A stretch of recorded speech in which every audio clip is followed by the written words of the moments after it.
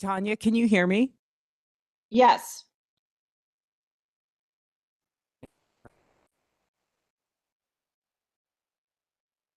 Tanya, can you try that again?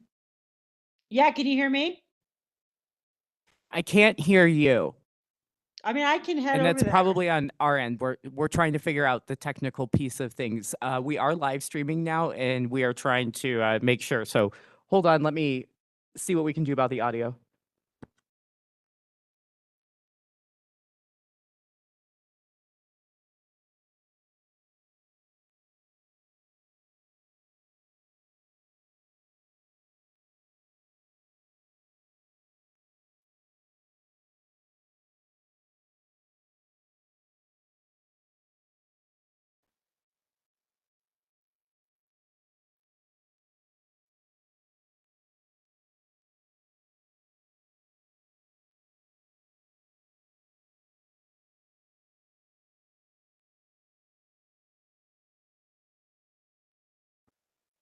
Test.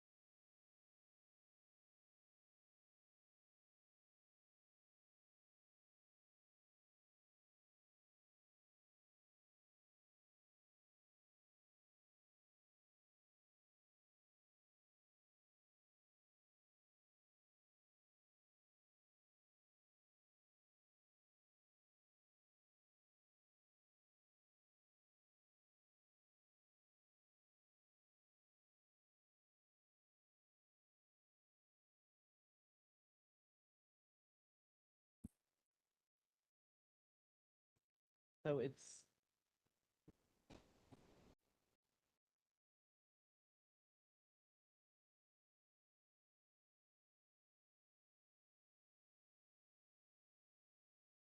Like that. I just.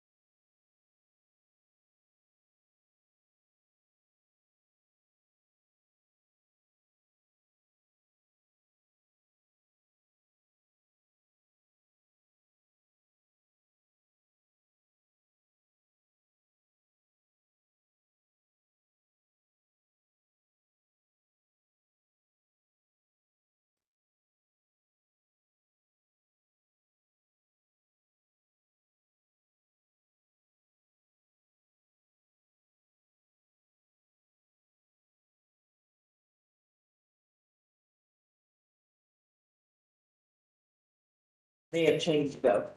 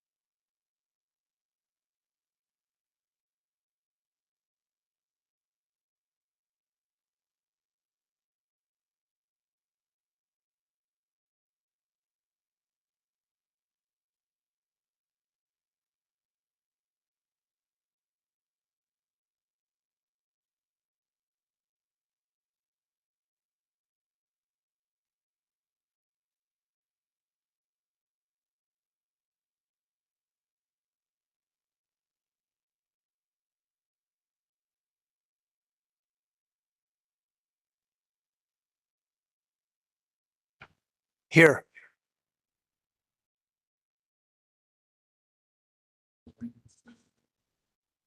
Can you hear me now?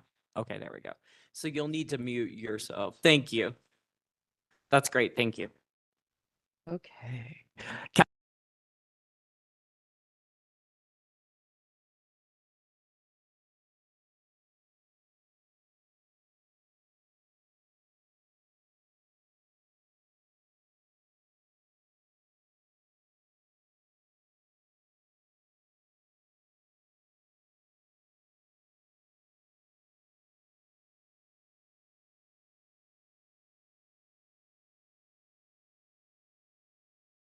Can you guys hear the audio on my end? You're muted.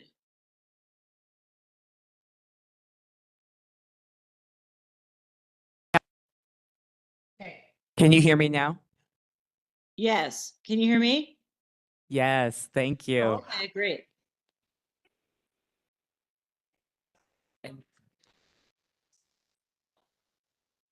Trustee Corvalon? Yeah, I'm here. Thank you.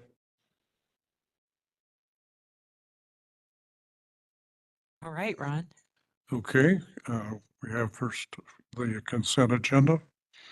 Um, Any questions or comments or desires to remove anything off of the consent agenda?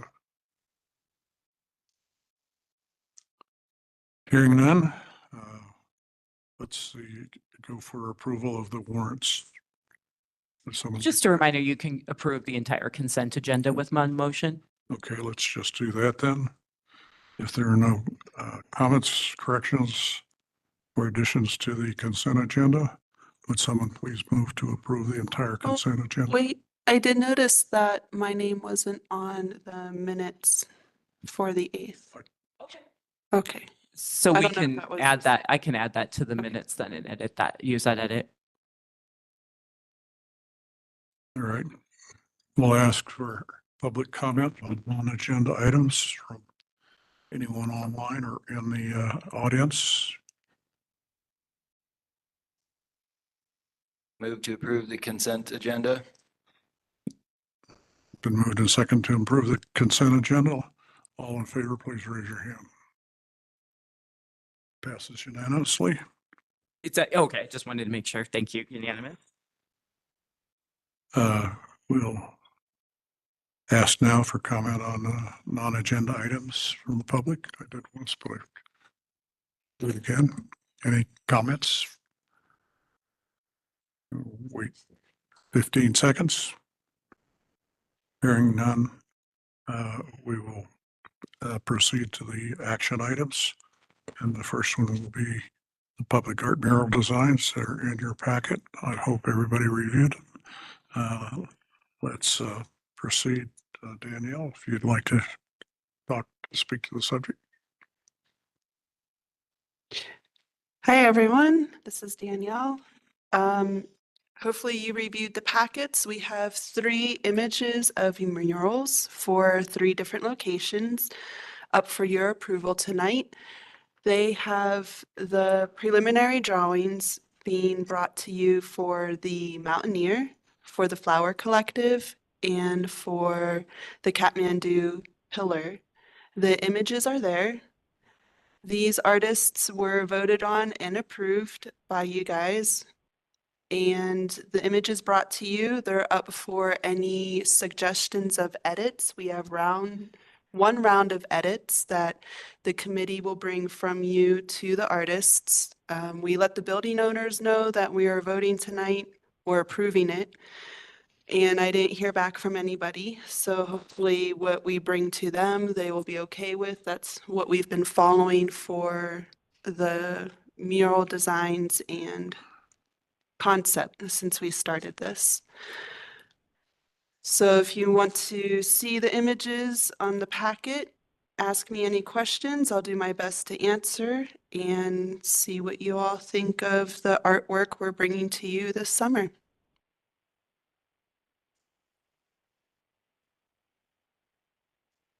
Thanks, Danielle. So it looks like, what's that? It's not, looks like it's on, but no. The couple of them are renderings of where they're actually also going to be. Is the middle one not just didn't, is that the Flower Collective that didn't get rendered? Yes. Okay. Do you know, can you describe like where it would be or? Yes.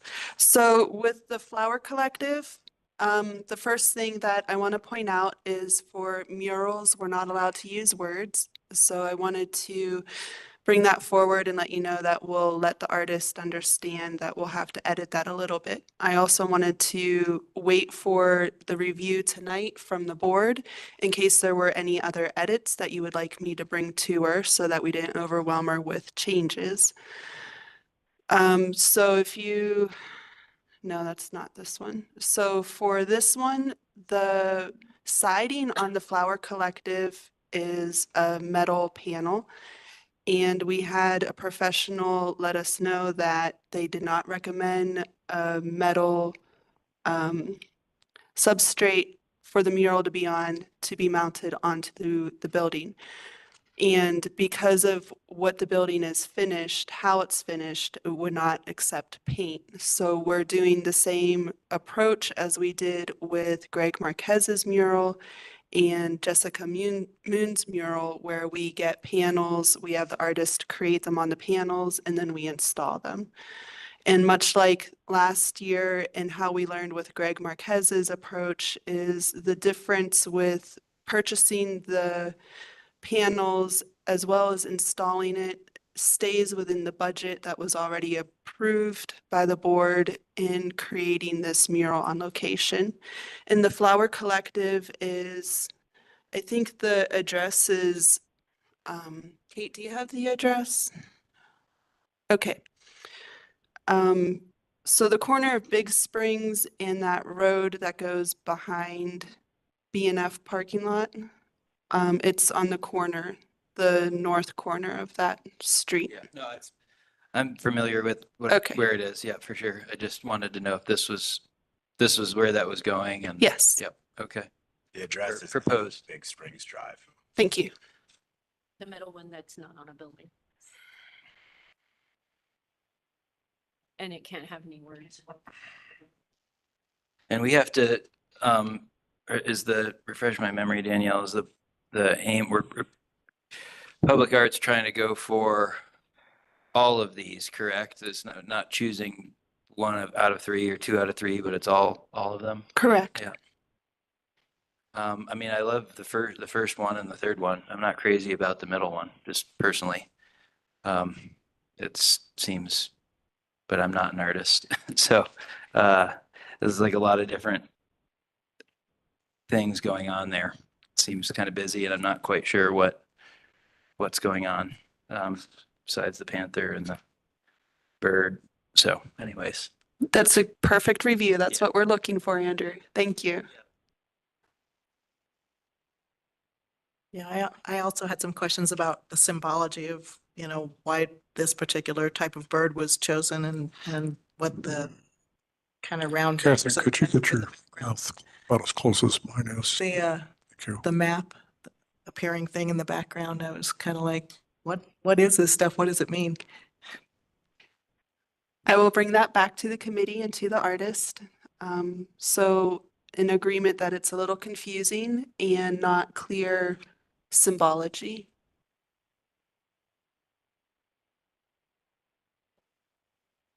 On the first one, I kind of wondered about the giant wave. It looks like a bunch of water. Yeah, I just it's right next to the creek. I Okay. think that's beautiful. Yeah. made me think of 2003 Oh, or 2013. fair. Looks like a mockingbird. Magpie. And Kathy, do you have any comments on the last one? The last one, I love the art. It does seem very specific to the location, almost like something that would have been completely, like the owner would have asked for this to be done. I mean, I don't object to it, but at the same time too, it didn't scream DDA at me. It kind of seemed like, the artist was very much taking in mind the business inside. That's not necessarily a bad thing. It doesn't, with the previous murals we've done, they haven't necessarily advertised the business. Yeah, I agree with you. I saw Rasham a couple of weeks ago and she had told me she had an idea for the mural and I let her know that that wasn't up to the communication of how we go about this process.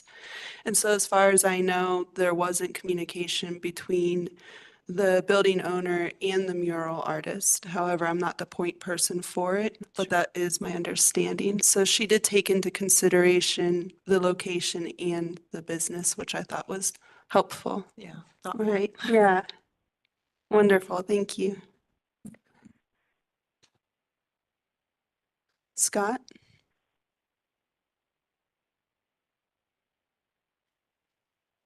I kind of feel like Andrew on this one. I think the first one looks pretty cool. I like the magpie. It's very characteristic of the town and the area. Last one looks good. That center one, I don't understand what's going on. It is excessively abstract. It feels to me.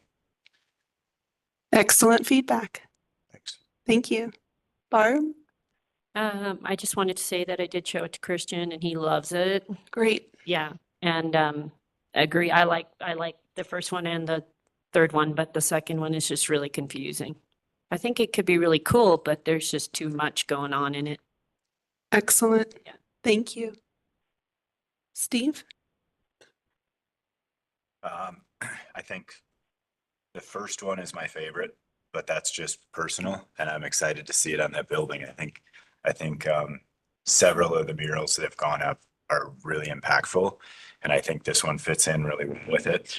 The other two are great. I don't see them as being like, I mean, that's gonna change like a whole section of town, and it's gonna be really amazing. But part of it is also like that it's a great wall for it. So I continue to think that like not all of these, I don't think I'm gonna like all of them, and I wouldn't expect to.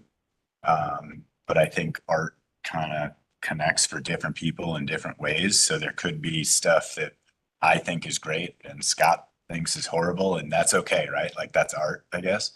I do think that like the more of these that happen, maybe after this year, we get to a point where we need to start making sure that if there's like that we veer like towards like consensus quality over quantity. Because I think at this point we're getting like at some point everything's going to be a mural. Yes. Which is cool. But I just think that there's a point where maybe this pivots to some other like where art comes forward in a different way other than just murals. So that's my opinion.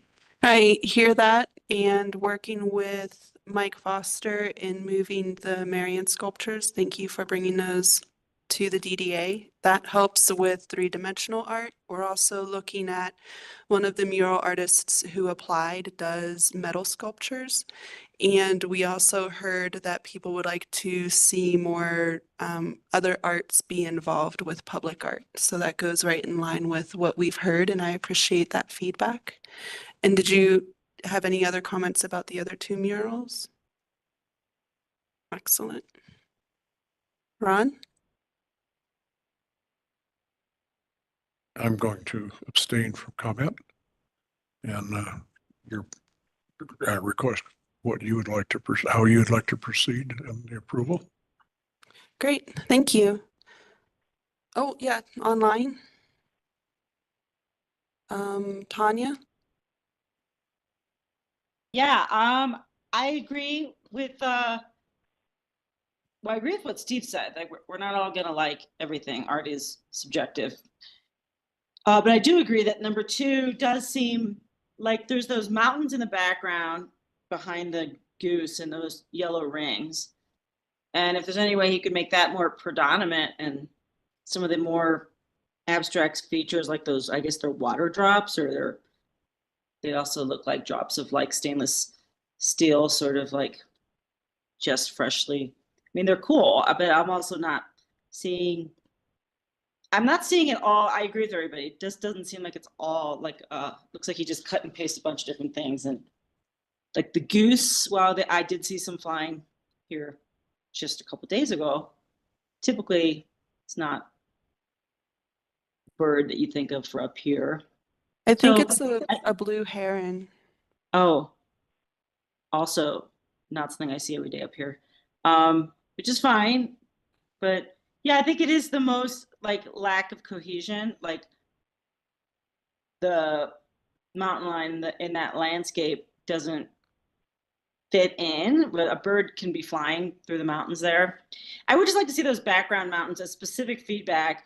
They look like they're pretty cool, but you can't really see them under all those yellow rings and everything. I'm afraid he's going to have to workshop this one a little bit.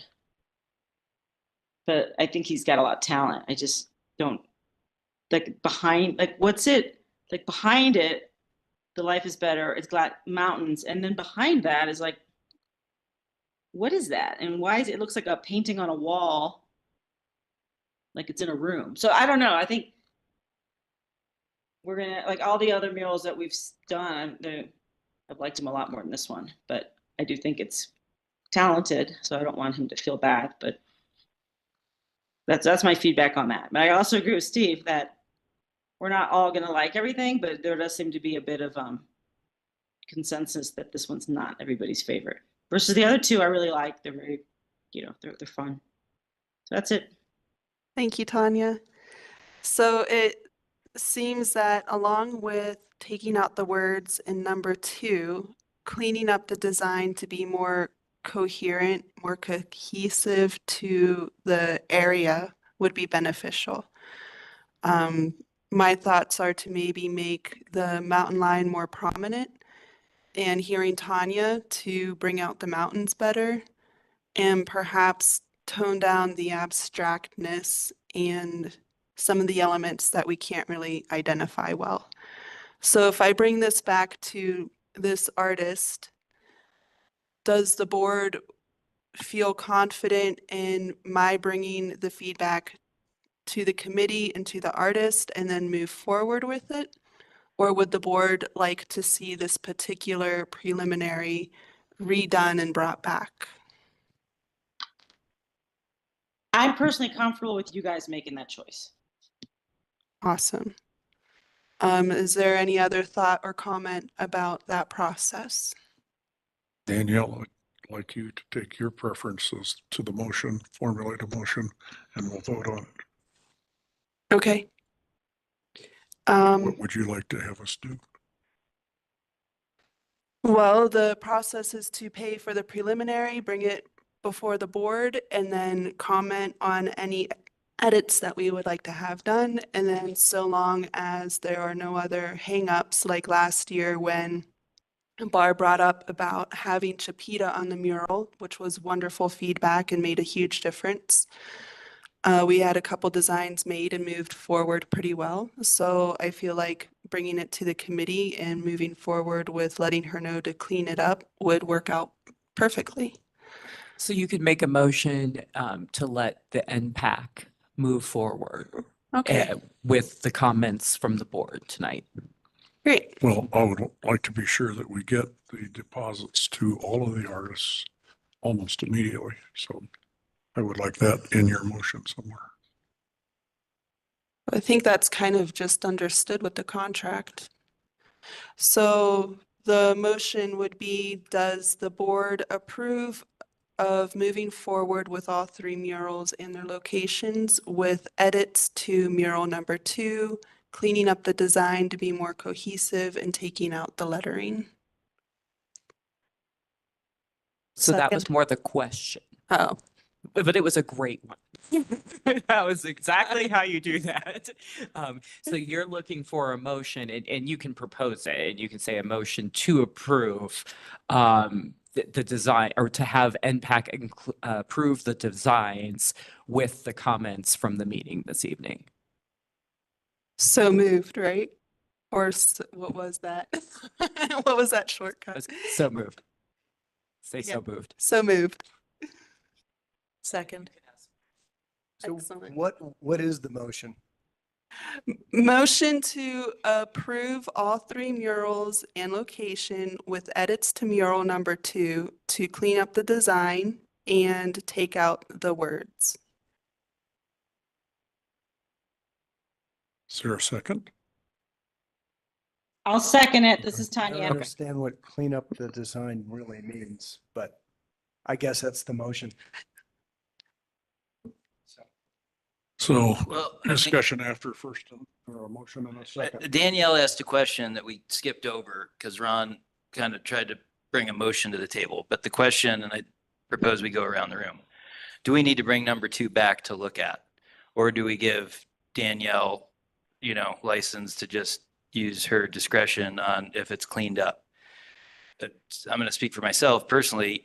Like I'm almost, it's back to the drawing board for number 2. So I'd like to see what they come up with for number 2. Cleaning it up is a do-over. That's true. The way the motion is presented, whatever the edits were, we would have to accept without seeing them. So you could change, so there could be another motion made to move forward with 1 and 3 and bring 2 back. However, that's one idea, since you seem all pretty fine with 1 and 2. So isn't there, because there's a motion on the table already, do we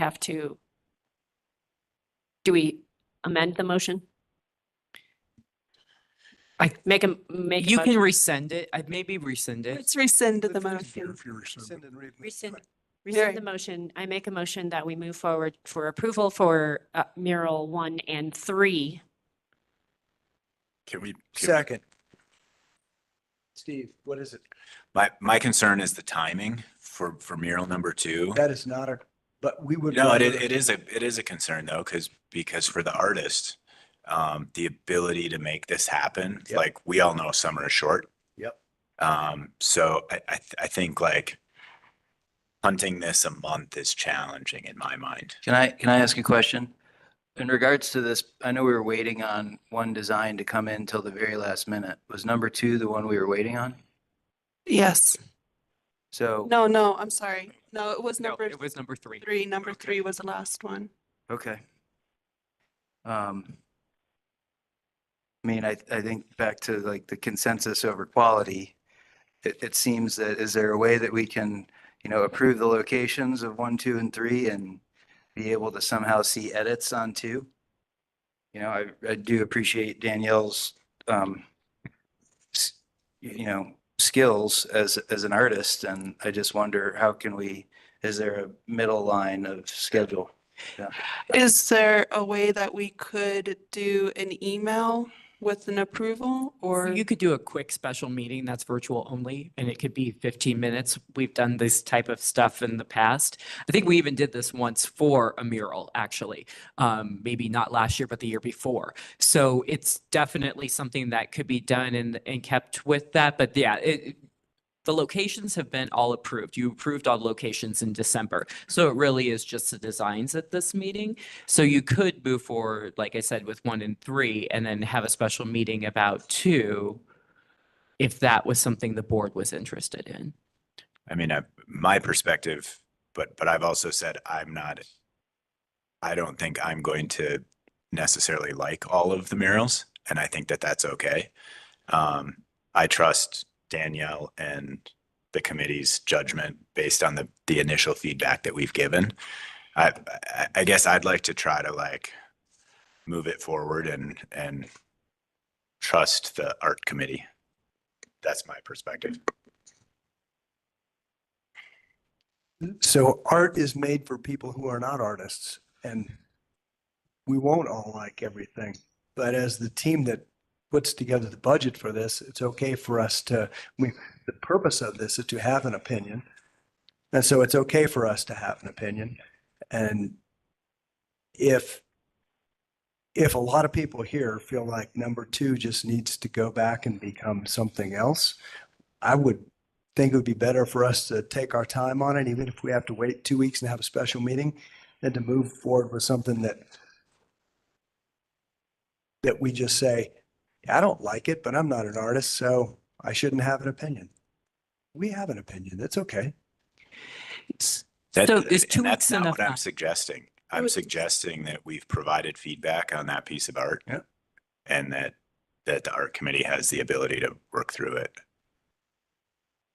I'm not sure I heard it right, but I felt like most of us liked the mountain lion and liked the mountains, and that felt like something that was cohesive to the area. And so if we could get rid of some of the confusing elements that Danielle was pretty clear on, like, here's what we like and here's what we'd like to see go away, or has to go away, in fact. And we might not still think it's the piece of art we want to hang at home, but that it would still feel like something that was okay to be up in the town based on Danielle's giving good and firm feedback to the artist. So I can see this both ways. I'm kind of like, yeah, I could vote for either motion. But in the interest of expediting something, and one thing, and maybe it's because, I don't recall it ever coming up in a meeting, how long are these murals to stay up before they're replaced by a new mural or taken down and We haven't approached that yet. So ideally with having in our talk of a budget for next year, which is a program to maintain the artwork we're already investing in, these ideally will stay up for quite some time. okay. So if we like it, we have a long time to dislike it. Yeah. And so Scott, when I say clean it up, clean up the design, so what I hear is that we like the mountain lion, the bird, and the mountains in the background, and to edit out the more abstract elements along with the words, and then realign those remaining elements into a nice composition. So it would simplify this design using the elements that are there that we like and taking out the elements we don't quite understand and making it cleaner. Does that help? That's great clarification. Thank you. Oh, you're welcome. So I feel like maybe we take a vote on whether we bring back a new design in 2 weeks, or if that explanation of cleaning up the design would work for confidence in moving forward.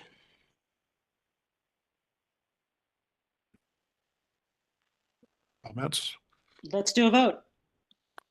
All right, let's get the motion more clearly stated. Well, the vote will be all in favor of bringing number 2 back in 2 weeks. And approve 1 and 3. Well, we did that. Oh, we do that first. Let's do that separate. Let's do them all separate. Okay. Because now we've had discussion. If there are no further comments, it was motion and seconded. Yeah. So then you would vote on that, and then you would make And a then we motion can- on 2, how you want it to be. So, Miranda's listening in. okay. You need to rescind what you just said and you need to repeat it. Does that make sense? Because otherwise Barb just made the motion. So you need to rescind what you said. But Barb did. I made the original motion. Barb made the original motion. Rescind, is that what? But it's Miranda. I think it's just a third party Thank you, listening Miranda. in. I think it's very confusing because you engage in a lot of discussion after the original motion and the second. And so if you want to vote on Barb's motion as originally stated, that's great. But Barb, you should restate it. Otherwise, if there's a desire to amend this motion, then Barb, you either there's a friendly amendment and you accept it, or you rescind and just redo your motion. It's much cleaner if we just rescind it and redo it. I would prefer we do that. Do you have to rescind it? Rescind the Barb original does. motion. I make a motion to approve mural 1 and 3 to move forward at this time. Second. Okay, normally under Robert's rules, we have a discussion, but I think we finished the discussion. So let's take it to a vote. Roll call, please. Scott Papich, Yes. Catherine Valen, Yes. Barb Hart, Yes. Andrew Dewart, Yes. Steve Roundtree, Yes. Danielle Kraus, Yes. Ron Mitchell. Yes. Is Steve Carro online? No, but he will be soon. Uh, Trustee Corvalon. Yes. Thank you all. Okay, now we need a motion to, Is it a motion or is it a vote? well, we need a motion Motion. Oh, to okay. have the item number 2 returned with edits next meeting, Well, I thought we were gonna, special meeting. make a decision on whether So the, this is kind of the way that we're getting at that. okay. Because so everybody just approved moving forward. Or now maybe I'm confused because I'm trying to take timestamps in that. So what was the final motion that you put on there? 1 and 3. 1 and 3. That's what I thought. I just wanted to confirm that that's what I was hearing. So you've got 1 and 3. So now you're going to put a motion about what to do, what you want to do with number 2. So do you want it to go back and be with NPAC, or do you want it to come back in 2 weeks at a special meeting? So you'll need to do the motion, whatever your preference would be. So my preference is that we move forward with those edits, but I wanted to be clear that the board was okay with that over bringing it back in 2 weeks. All right, so you just make a motion to have a special meeting in 2 weeks and we'll see what happens. She said that she would rather not have them. Oh, she doesn't want to. Oh, I'm sorry. So I'm sorry. So yes, so you say that you want to move forward with number 2 while being cohesive, whatever language you want to use about having impact take care of the edits and that it move forward. Yeah. Okay. So I motion that we move forward with mural number 2 with the understood edits of minimal design using the mountain lion and the bird in the mountains and editing out most of the abstract and the words. Second. Been moved and second. Any further discussion? Hearing for none, please call the roll. No. Scott Papich, sorry, because I was. No. Catherine Valen, Yes. Barb Hart, Yes. Andrew Dewar, I'm going to abstain. Steve Roundtree, Yes. Danielle Kraus, Yes. Ron Mitchell, Staying. Trustee Corvalon. Yes. Motion passes. Motion passes. Thank you all. Okay, that's clear. Next item be the applications for board recommendations. What I would like to do is have each candidate give up to 5-minute presentation on their behalf, on their own behalf. And then we have a vote. I have made some ballots. Each person can write the 2 candidates on the ballot out of the 4 that they favor. Kate will pick them up. Nikki Nikki will verify with me. and the 2, Kate and Nikki, can total the results. So, in that And regard, I will email Kate. go ahead. Perfect. And if you could just CC Nikki, we just like to have both eyes on it. Makes it easier. Okay. Great. To the Hello, NDDA. hi, this is Steve Carew. I was just able to drive and log in by phone. But how should I vote? You can text or email To Kate. to Okay, me, Steve. okay, great. And I don't know if I have, yeah, I should have email connection here from my phone. Yeah. So Or I you should can be able just to text send it me in. and then you can just Okay. text me too, and I can send it to Nikki. Okay, thanks. I don't know if I had Nikki's text number, but I'll try for sure. So is there anyone who would like to volunteer to go first? Or I don't know what the board's preference is in terms of sequence. So I guess we should make a decision on sequence. We could do a random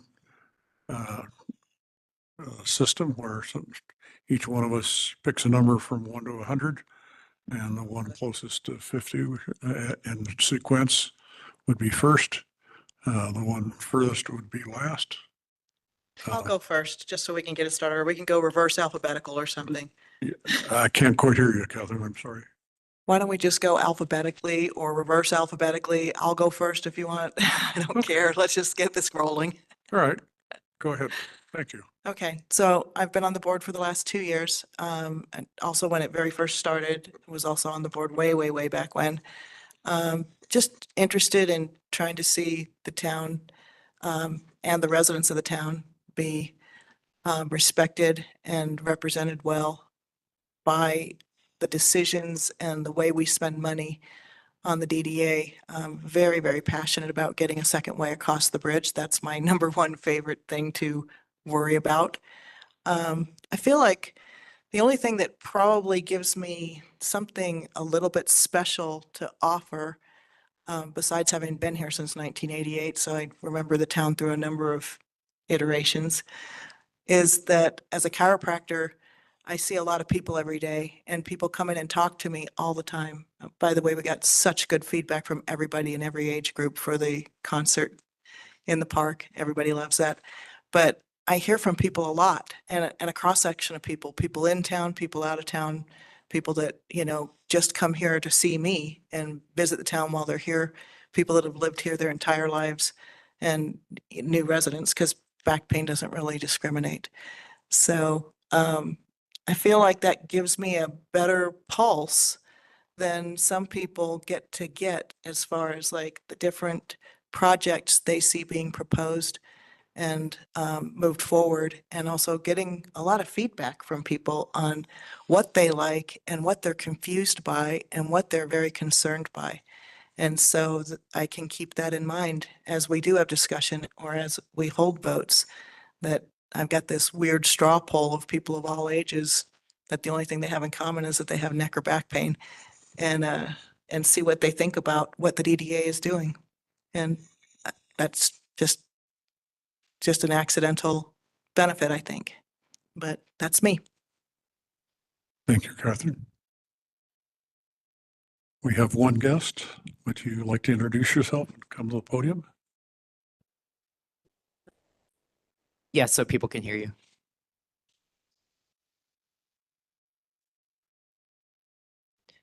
Good evening. Thanks for having me here today. My name's Nathan Smallwood. I would bring a new perspective. I'm new to the town. I am the CEO of Wild Bear Nature Center. Probably all of you know Jill, the founder.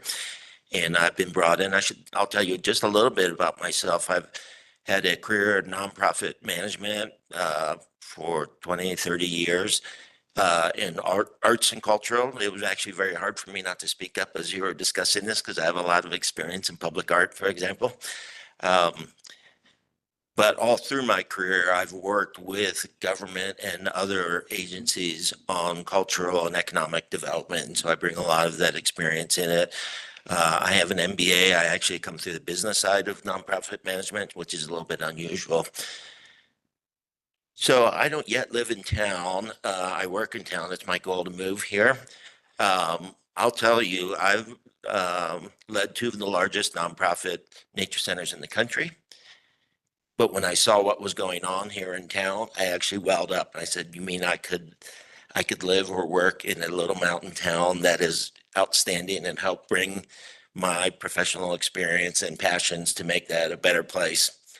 And so that's why I'm here. And so by extension, when I saw the opportunity to get involved, I'm going to get involved in whatever capacity I can. So that's the bottom line. But I saw this opportunity and I'd love to work with you all in doing this. I bring certain expertise on the business side. I bring expertise on the artistic, cultural side. Obviously, Wild Bear is one of the important anchors here, and we're really reaching. Andrew knows this as well as anyone for the stars on our project here. But I want my involvement here to be much more broad than the single kind of project that I'm currently working on.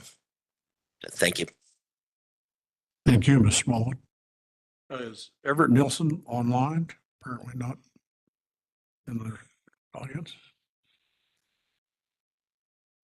Next to the ankle.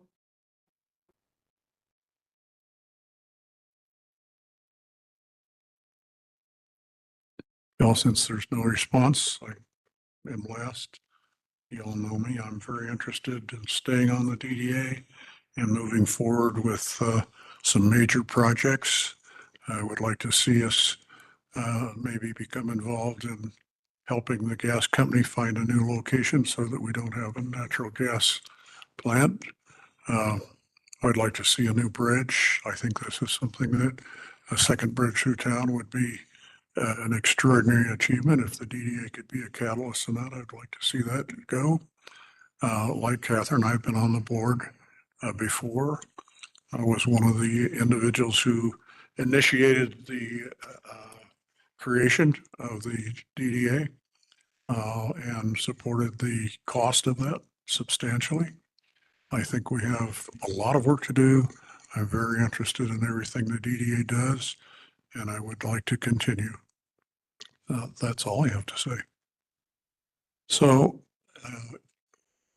I don't think that there should be any more discussion from the candidates. If board members would like to speak, I think they should be given the opportunity. So if anyone Yeah, if has, anybody has questions for the candidates. thank you, Kay. Hearing none, I'm going to pass out the ballots.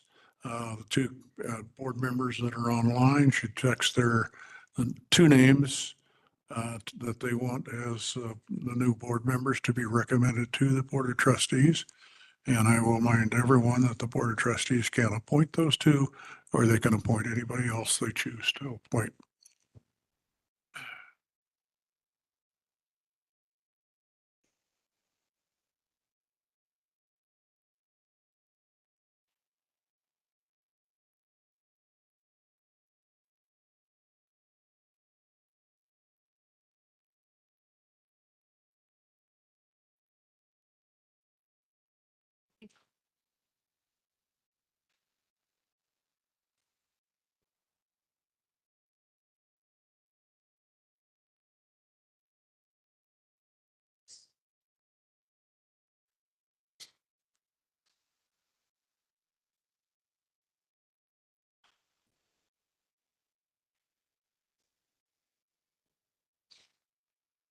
When you finished writing the names, please fold it over so that they're not visible when they're picked up.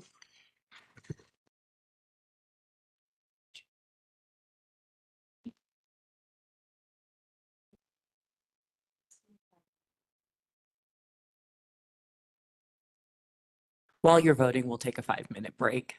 So Kate and Nikki, I emailed it to the Outlook email. I got it. Thank you so much.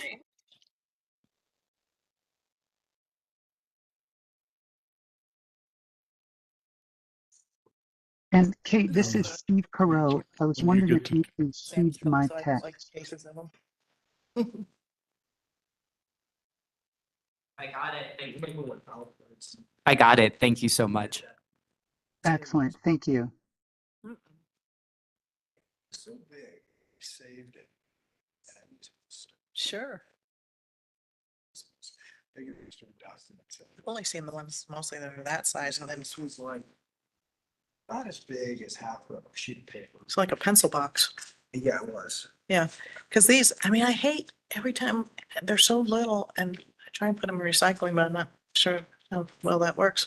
They're too small. They're good. But I sit there and go like, what do you do with a box that size? Here's what you do. Take them fly fishing. Okay, You carry it. Top one is. not a bad idea. Carry it. It's a brave blue turn. And we're the second one from a new guy in town. My expectation that these are the ones that are sitting down.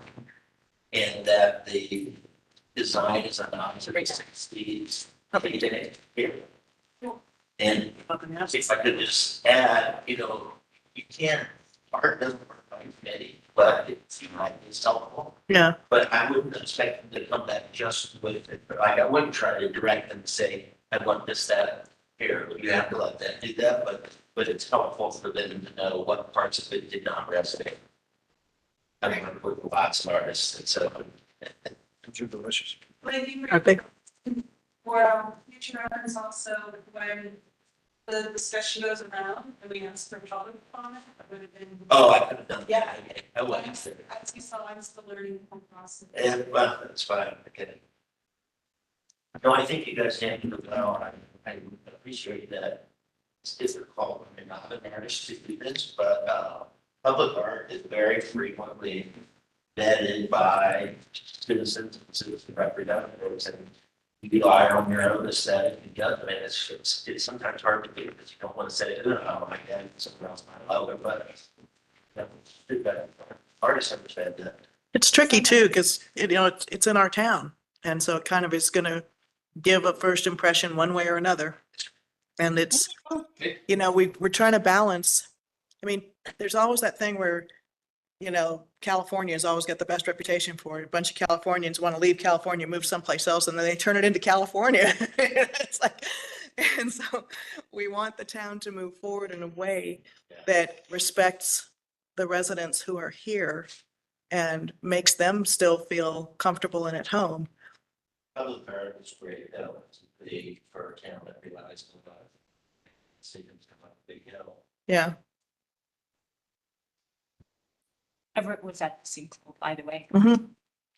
And I think his input as a CDOT guy would be valuable. His input as a CDOT guy would be great. Yeah. What a bummer, but part of his job. Yeah, you don't always get to pick when you're on CDOT where you are at a certain time.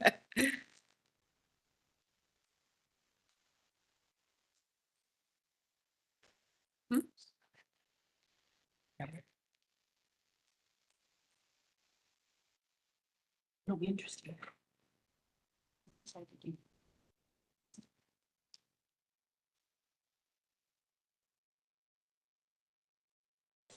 Did everybody go to the first concert in the park?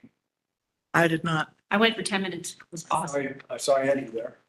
I heard it was so good. My mom was in the car. My mom is on a cane, by the way, and it was not possible for her to walk down the path from the car to there, but it was okay because there were a lot of people there.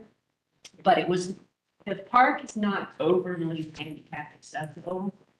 So she did get to listen for a few minutes, but then we went up and sat there and listened. So nice.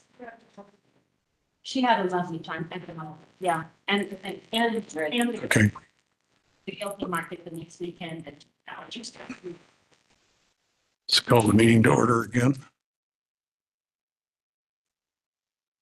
So, Kate, you want to announce the results? Yeah. So I'm just going alphabetical by first name. Everett Nielsen received 1 vote. Catherine Vallon received 3 votes. Nathan Smallwood received 8 votes, and Ron Mitchell received 6 votes. So by that vote, the 2 candidates that you will be bringing to the BOT are Ron Mitchell and Nathan Smallwood. I would remind everybody that the Board of Trustees could appoint any one of the 4 that were nominated, or they could appoint 2 totally different people. Thank you for participating in this vote.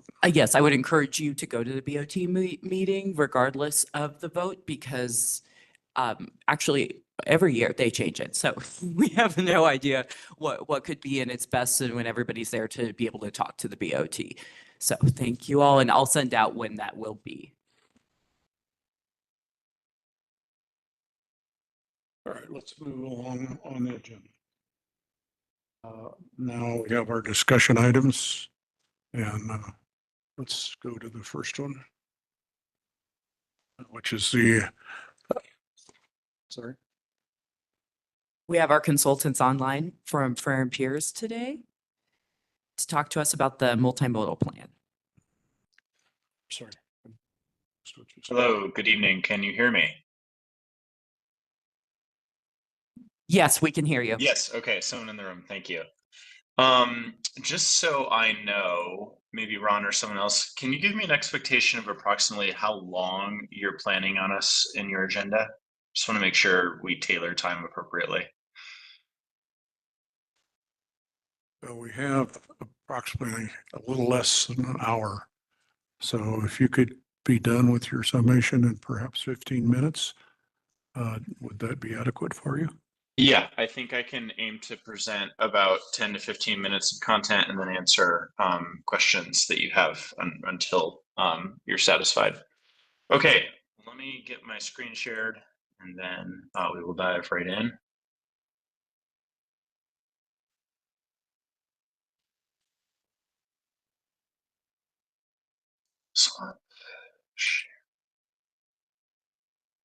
Go ahead. Okay, just making sure. Is that working currently? Yes, I can see it. Very good. Okay, well, thank you for having us. As I may or may not have mentioned, my name is Charlie Alexander. I'm a principal with Farron Piers. We're transportation consultants here on the Front Range of Colorado, joined by my colleague Danielle Ferrucci. And we're here tonight to present on the multimodal transportation plan and to accept your feedback and suggestions. Just to give you a little bit more context about what we'll be talking about, give you a little bit of insight into the project and its purpose, draft recommendations that are emerging from our process, as well as next steps. So to dive into the project introduction, this is a project that began in the latter part of 2023. The goal of this project, this effort, is to develop a long-range plan for transportation in Nederland that really advances a variety of transportation-related goals. And specifically, we want to sort of identify the projects and strategies most consistent with vision and goals in Nederland, so that you all and future decision makers have a good understanding of the sorts of projects you can be implementing to get you where you want to go. We've been working on this, as I mentioned, since the latter part of 2023, and have done a good amount of engagement to members of the community who've been able to participate, also presented to various boards and commissions, and we have a task force that I believe some of you are on as well, who've been engaged throughout the process. So where we are now is we are developing draft recommendations and vetting those before we begin developing an implementation strategy. And our timing is we expect to be complete with the project this fall. But I do want to stress that our recommendations at this point are draft. We are going to groups like yours specifically so we can get feedback on them. And I do expect, based on the feedback we've already received, that they will change a little bit before we go out for a broader community engagement effort this summer. And they can also certainly change based on what we hear from broader feedback in the community. We've developed a vision statement, and I won't read it, but it is here for you, and I believe it was included in your packets. But just highlighting some keywords of things that we'd like to see out of the system, things like safety, accessibility, sustainability, convenience. Emerging mobility sort of speaks to adaptability to future modes of transportation, and then a variety of guiding principles. So whereas the vision is sort of an end state for a high level end state for transportation in Nederland, these guiding principles speak to some of the how, the different techniques that you might use to get there. Again, I won't read all of these, but these were based on feedback that we received from community members who participated in our first phase of outreach. So I'll go into draft recommendations, and what you can see on this slide is all the different categories of recommendations that we have. Obviously, there's a lot of content here. This full presentation takes somewhere north of 30 minutes to complete.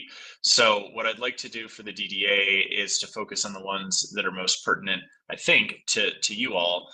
Those are the ones that I've got here in bold, but I can certainly revisit any of the other recommendations if you'd like to in the Q&A. This is the last group that we're presenting to before we go to the for general public outreach. We've also presented to ProSab, Sustainability Advisory Board, as well as our task force. So I'll try to give some indication of the feedback we've gotten from those groups. But I would say that overall, we've gotten some very helpful suggestions about how to refine certain recommendations. I think we've also gotten a general sense of what's the best word to describe it? Sort of uncertainty from different community members that we've engaged thus far. Some who see these recommendations as sort of, solutions to the problems, and others who maybe see these as, or some of them at least, as incompatible with the character or desired character of Nederland. And that's not to say, any one opinion is right or wrong. That's not my place to suggest. But I do think that part of our outreach over the summer months will be sort of aligned with understanding how each of these different recommendations does or doesn't fit with people's vision, more about who Nederland wants to be as a community and as a place, rather than the transportation function specifically. So to talk through these as quickly as I can, starting first with the roundabout in town. We have looked at this in a pretty detailed way and found that the geometry of the roundabout, which is the layout of it currently, creates confusion, also increases speeds of people traveling through the roundabout. There is a relatively high history of crashes. Most of those are property damage only and light injury crashes, not many or any that I can recall severe injury or fatality, but generally a lot of public comment noting that the roundabout's layout is confusing and that people are maybe not using it properly. So we do think that there are a variety of things that can be done to address and fix the roundabout in a lot of ways. This is a concept of what it would mean to expand the roundabout and its central island.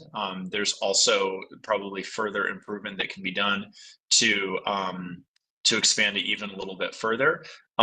What these concepts generally achieve is to increase the diameter of that central island so that vehicles traveling through the roundabout are required to lower their speed as they enter. That's a design control that we want to achieve with good roundabout design. And then introducing splitter islands appropriately. Those are sort of the triangular shaped islands that you see on three of the approaches here, to again deflect vehicles and manage speeds, but also make the pedestrian crossings more comfortable.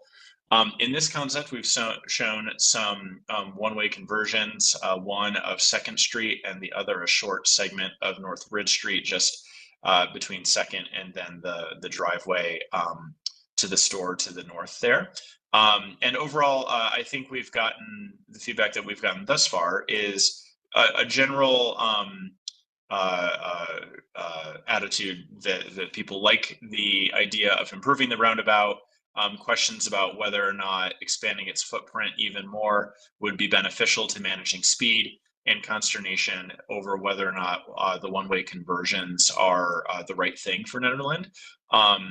So I think that's the feedback we've gotten thus far. So there's obviously flexibility in this moving forward to some of those things that folks have commented on, like the one-way conversions, but overall positive feedback and the idea of improving the roundabout. The next location that I'll talk about here is the intersection of Lakeview and Bridge, south of the creek.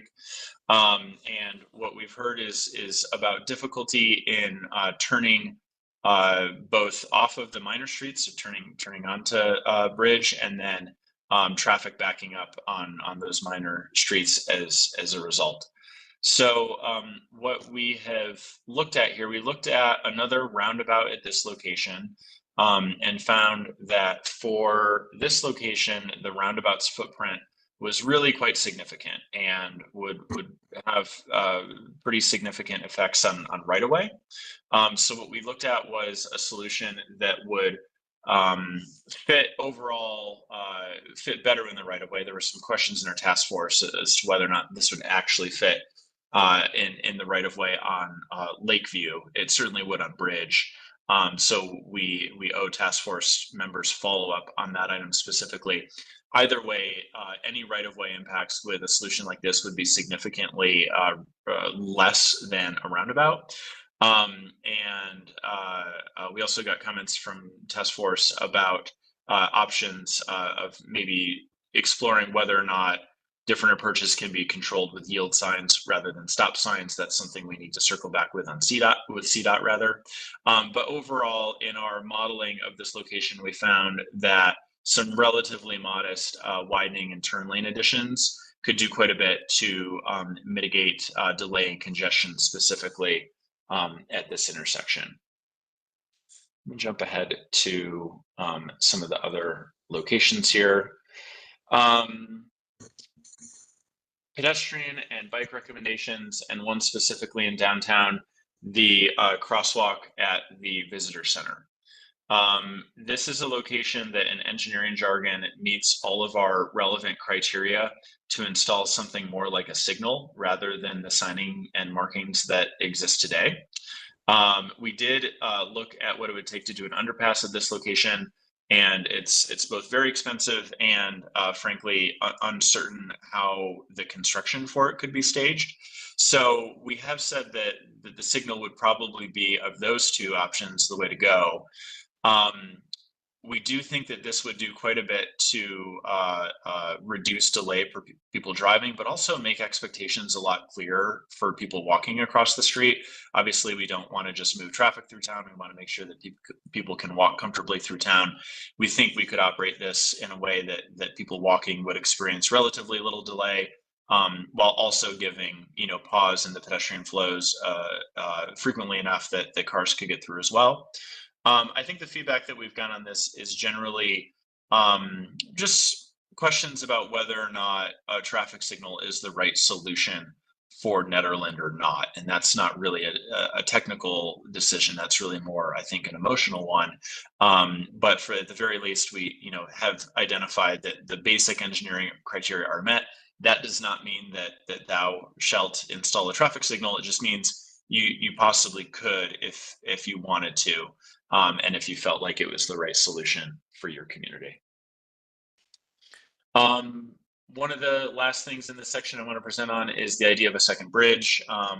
When we began this effort, there had been 4 locations previously considered. I've got them on the screen here. Location 4, the furthest west, for location 3 on top of the weir. at the lake, and locations 1 and 2 in the middle. Our recommendation emerging from the TMP is to proceed with locations 1 and 2.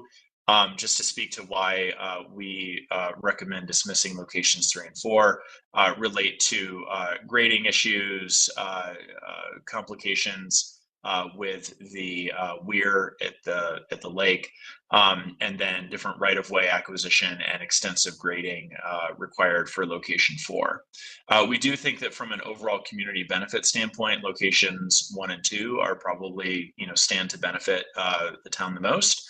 But we did want to note that in both options, if they were to be open to vehicular traffic year-round, rather than just for emergency use, that we would probably recommend traffic calming devices on either side of the creek to mitigate the use of those streets for cut-through traffic.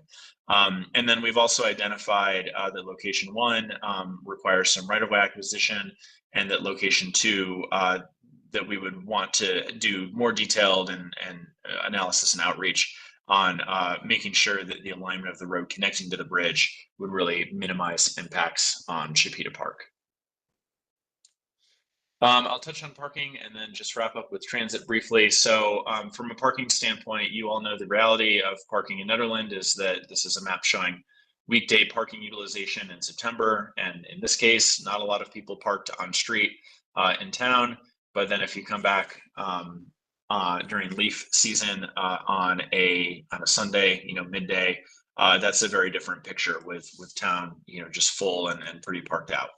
So generally speaking, the sort of pyramid of parking management here, goes from parking spaces on street not being restricted in any way to eventually implementing some forms of time restricted parking, and eventually, when time restricted parking isn't doing enough, paid parking sort of becomes the solution.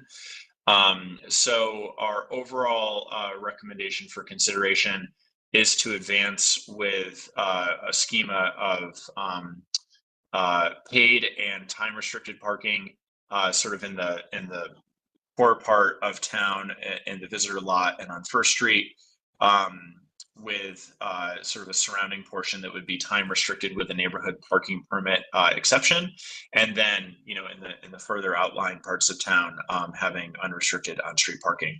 I should note that the edges of these zones are fairly rough for the time being. I think that if you were to move forward with implementation on these, the actual edges would probably be refined quite a bit. But just in general, I think this could serve as a starting point for the zones in which you could implement a paid parking solution. And I do want to talk about this in the context of transit, and I'll keep this last part brief, is that there just is a lot of desire to improve the connectivity via transit between Nederland and surrounding communities. And that doing that is just challenging in the environment currently. And RTD is limited in their ability to expand service into Nederland. One of the more promising conversations we've had about improving transit service in town would be, and we met with Eldora and management from the resort, and they expressed an interest in partnering on this in the future of sort of combining resources between the town and Eldora to provide service between Boulder and Nederland as well as the resort.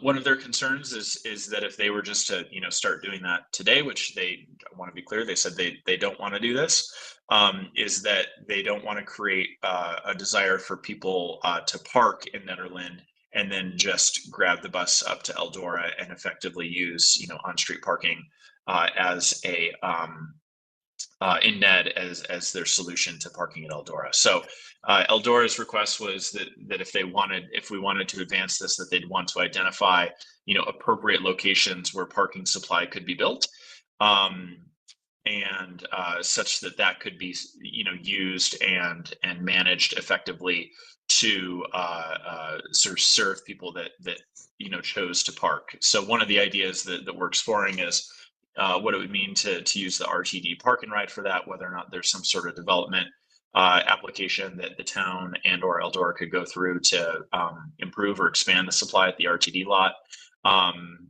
things like a parking structure, for instance, have come up as questions from community members. I think a lot of that gets to not just, complications in financing, but also whether or not that's the sort of thing that Ned wants in town. And whether that's consistent with community vision. But I also think that sort of goes hand in glove with parking management, that if that is the sort of thing that moves forward, the management of on-street spaces nearby becomes more critical. So that's at a high level, the topics emerging from this that I think are most relevant to the DDA. I'm probably a little bit over on time, so I'll go ahead and stop and take questions on anything I presented, or go to any other content from the presentation that you wanted to see. And I will land here on the menu slide to help with that. Thank you. Thank you. Thank you for abridging your presentation. We all have it in our packets, so we can see it and look at it. I do have a comment that I would like to share with everyone, and that's the fact that anything that's done along or within the right of way of Highway 119 is going to need the approval of CDOT. And sometimes their ideas and ours just don't jibe, but nevertheless, this will be a powerful tool to convince them maybe to change some of their ideas in the future. We do have a good deal of control on the city streets, and the town board has currently passed a parking resolution to have paid parking come to town. So they're working on that. We appreciate your effort and your time. And again, thank you very much. Anyone else have any comments if they would like?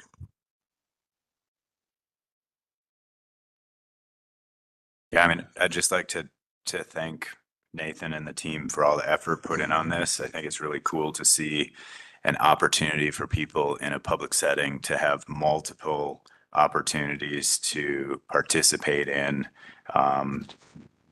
the conversation around solving some of the traffic challenges in Nederland. I think there's some really great work that's being presented here, and it's also cool to be in meetings that occurred in this room where there's people from CDOT who have been at some of them, from the county, from different entities. And I think a lot of times it's that getting people in the room together to talk and work together. So thank you for everything you've done. Any other comments? Again, thank you, and we'll move on. Scott has a I'd comment. like to ask a question. So it's a small town and I live here. I typically walk all the time and have a lot of empathy for all of us who are on our feet and trying to get around town. But I do have a question about that crossing the highway at the visitor center. My concern is that if we just put in a light that's like the ones I see in Boulder, where as soon as the light starts flashing, everybody has to stop, that we could run into periods where cars could be backed up for a long, long time because people trickle across continuously.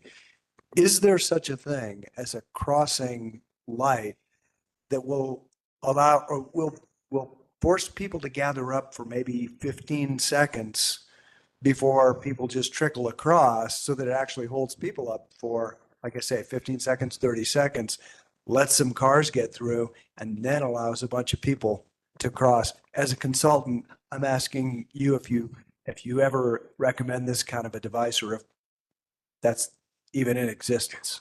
Charlie, this Yeah. is Nikki Dunn. Do you mind if I speak to this? You may, yes. So Scott, this is already happening. This part of it, this is part of the SMS grant that we have, the Safer Main Streets grant that we have. So that crosswalk is not going to be beaconed at the visitor center. It'll be beaconed at New Moon and the Rock Shop because of sight distance there. And then we'll also have a beaconed crosswalk at the library. A new crosswalk put in on Jefferson. The pavement markings and the type of crosswalk that we're doing, because CDOT's being a little tough on us, as we all know, we will be recessing the asphalt and putting the markings into the asphalt. So they'll stick around with us a lot longer. We do have every intention of trying to make that beacon a little less invasive than it is in Boulder, where it goes on for hours when you're in a hurry. So we are hopeful that we can lessen the amount of time that those beacons are beaconing. Right. And so I think you hear my point. We want it to be safe for people. But we also don't want to create cars that are backed up all the way to Boulder. Yep, yep. Feel ya. Yep. Well, I'm, This is Tanya. I want to back up Scott on this. Those people will beacon them and they'll be across the street and they'll still be flashing. And I know you said you'll reduce the amount of time or whatnot of that they flash, but I do worry that they're just going to be constantly flashing. There needs to be some order to it. I'm more in favor of coming up with the underpass or overpass idea. Not that everybody's going to use it, but I would like that to be somewhere in your plan so that if town wanted to pursue grant funding to achieve that, we would have some documentation saying that this will help a lot with our traffic backup, because it will if people use it. Because that's what happens. One person crosses, one car goes, another person crosses. There's no order to it unless we get the flaggers. But that's all. So I do want to be clear for a second. So Nikki's correct that the flashing yellow beacons, the flashing yellow lights are part of the Safer Main Street grant. So we've sort of assumed that that's a baseline of something that's going to happen. We wanted to look at what it would mean to do one step further than that. So when I was describing, the possible solutions there, the solution is an actual traffic signal with, a green, yellow, red indication and also with associated pedestrian signals, walk, don't walk signals, that would, allow cars to go for a period, stop them, allow pedestrians to go for a period, stop them. So fundamentally different in operation from a beacon. And that's, as I mentioned, something that has been met with mixed reviews when we've brought it to different members of the community before. So I do think that would sort of achieve the effect that I think Scott was describing of allowing gaps and while also still managing the ability for people to get across the street. Just on the question of the overpass versus underpass, we sketched this out, and I don't have it with me, but I'm happy to share it back with this group or bring it to our summer outreach materials. But when you're going over or under the ramps to just get to, for ADA grade and everything, to get, over or under, end up being very long. So at present, we've been challenged to find a way of constructing ramps for an undercrossing like that would, provide the right level of convenience that people would actually be compelled to use it. That's really one of, in addition to the cost and the construction staging, the actual utility of it is something that has left us scratching our heads. Okay, I just want to say one more thing about the stoplights, the traffic lights, that our traffic issue with people crossing is pretty much weekends and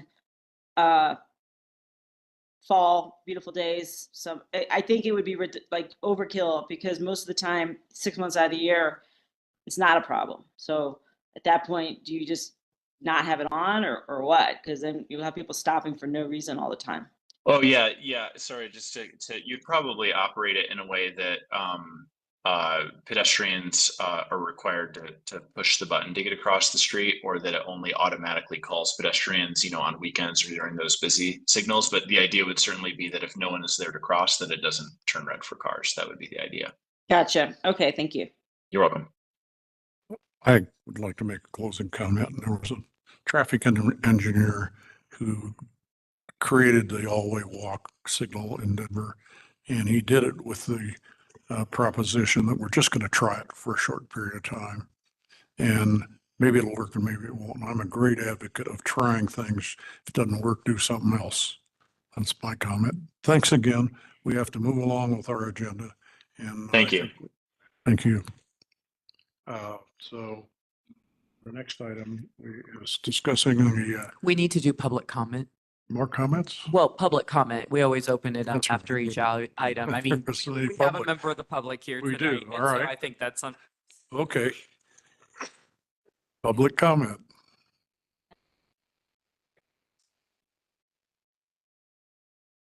I'm not hearing any. Okay, now we'll move on to hybrid meeting functionality. And what I would like to do here is just have each person make a 2-minute or less comment on their views of the hybrid meetings. And I'll be glad to start. This will give us 15 minutes if everybody takes the 2 minutes, so I'm going to make mine brief. I really think that it's difficult on a board to have hybrid meetings. I much prefer to have everybody in the room to where we can interact with each other and be able to, I think, get it done faster because of the limitations of having people on the internet. But on the other hand, I realize too that there are just some instances when people can't make it. And as a second choice, being on the internet does work. But my preference is to not have hybrid meetings. Danielle? When I joined the NDDA, we were only online, which is what my experience was, and I appreciated it. I was really nervous about being in person and being accountable, but after experiencing being in person and being accountable, I like being here in person. So that would be my preference. There are a few times that I did jump online, and that was awesome to be able to do, but same opinion as Ron's on this. Thank you. Steve? I think at the start of our meeting tonight is a prime example of why if we met in person, we started close to 20 minutes late tonight trying to figure out the technology. And if you roll that up 20 minutes for every person, the amount of time. Steve, could you move closer to the mic? The amount of time that we wasted tonight. I also think that there's some benefit in us like working. The teamwork of our board is important, and being in a room together, I think some of the opportunities to work together. So I understand that in emergency situations, sometimes we need to leverage technology. The other piece of it is I really think we should look at how the BOT is functioning and use that as a guide to how we're doing things. Andrew? Yeah, I think meeting in person is a helpful, dynamic where everybody can see, who's in the room. I know the public can always be online and, but I think, again, I'll just get the technology of trying to meet remotely and the owl, and I know it takes a lot to set up this tonight, and this was kind of not something that we usually do. And just the owl alone is really difficult for a lot of people online or in the room. It's difficult for me to hear Tanya because that owl's way over there. So my preference would be to meet in person. I just want to interject. So there is technology that allows you to hear better through the TV and that's what we were trying to do. And I just kind of moved on because we didn't want to spend so much time on that. But I also like doing the BOT setup so that then you can see it that way as well. But I just kind of want to give that feedback that this is a workaround. And we wanted to do this because I also heard a lot of feedback from people that it felt really overwhelming when we would have people here because we were all like gathered around a table, and I'm sure it wasn't very welcoming for the public either when we're all around the table and they're kind of on the fringes of the room. So that's why I thought that this would help with people being able to hear us online and that, but I'm happy to do whatever. I just kind of wanted to tell you how I've been troubleshooting some of the comments that I've heard from people recently. Barb? For me, it is very important that I be able to attend either way. I don't live here in town. When weather's bad, I don't drive. I think that it's important that we have both options available at all times.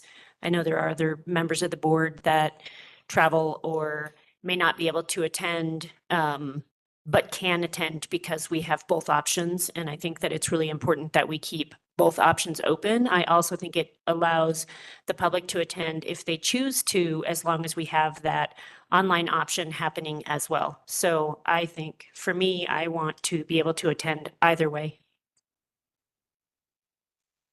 Catherine? I have the same opinion. I also don't live in town. It's especially difficult in winter. Just different people might have kids. In my case, it's horses that I have to go home and feed. And otherwise I have to make an arrangement for somebody else to go feed my horses and I don't get a look at them to make sure they're okay. I don't mind coming to a meeting, especially in nice weather in summer and when there's grass for them to graze. So if somebody forgot to go feed them, they've still got something to eat. But basically having that option to where if I've been exposed to a patient who just called and said, I tested positive for COVID, I don't bring it to this meeting and talk with you guys and leave it on the microphone for the BOT and everything. It allows me to be able to participate and still remain responsible for the other factors other than just being face to face with people.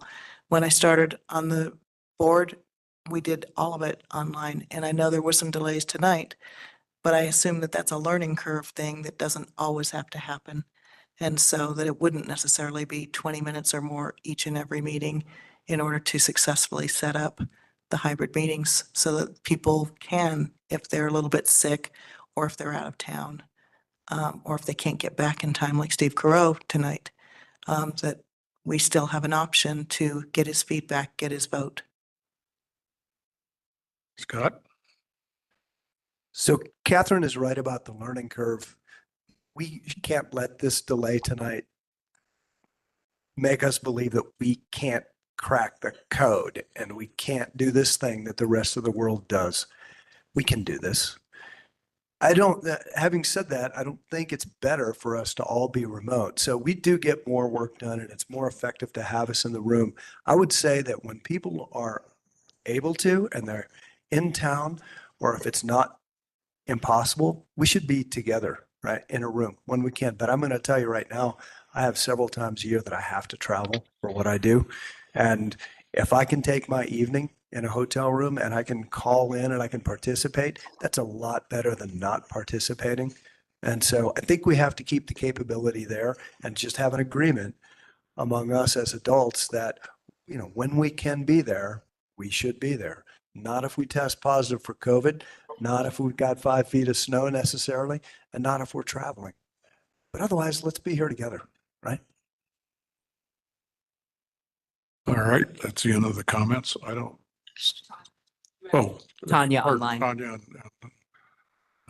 Steve Well, Carroll. this is Tanya. Obviously, you guys know I prefer to be home. Often I am traveling myself, so often I'm not home. Last week I was in St. Louis visiting my family and did the BOT meeting. I think I pay better attention when I'm at home than when I'm in the meeting. When I'm in person, I can't sit still in the chairs. I can't sit still in general. I have a hard time sitting still. I don't like being in the room. I resent it a lot more. I've been to meetings and I've never felt like it was more beneficial than when I'm here. I think the only time it isn't effective is when the room isn't managed well, when people are all talking at the same time, when you know, you forget about the online people and you forget to ask us, you know, hey, now it's your turn to talk. If there's no order, then yeah, then I do feel like I'm not being heard. But I personally, if I had to go to every meeting, I wouldn't be at every meeting. And I am often at these meetings. And being on the BOT, we have a lot of meetings and we're all volunteers. So anything you can do to make this easier for us to show up and spend our evenings away from our friends and family and other activities that we need to be doing, then that is how you all should be proceeding instead of putting up roadblocks. That's my opinion. Plus the public, plus wasn't our presenter also online just now? People are used to this now. They're not all going to drive up to Ned to give us a 15-minute presentation. So I really don't think you can go back from it now. It's a hybrid world. COVID made that happen for better or for worse. So I think, yeah, if people like to go in person, then you should let them. If people prefer not to for all their different reasons, then it shouldn't be a big deal. I feel like this is a waste of time right here and now because it seems like there's an agenda for people who don't like people to be hybrid, and you're bringing this to the meeting instead of just figuring out a way to make it easier and better to be hybrid and paying attention to those that aren't in the room in the same way you would if you were in the room. That's my opinion. Okay, Thank you very much, Tanya. Steve Carell, would you like to speak? Steve Carell is left. I will make one comment. It's a lot harder to run a hybrid meeting than it is to one when everybody's here. That's my comment. All right, I think we've pretty much been split right down the center on that subject, but that's the way it is. Let's move on and talk about item 6.3, summer concert series future locations. I'm sorry? Nikki, did you want to start?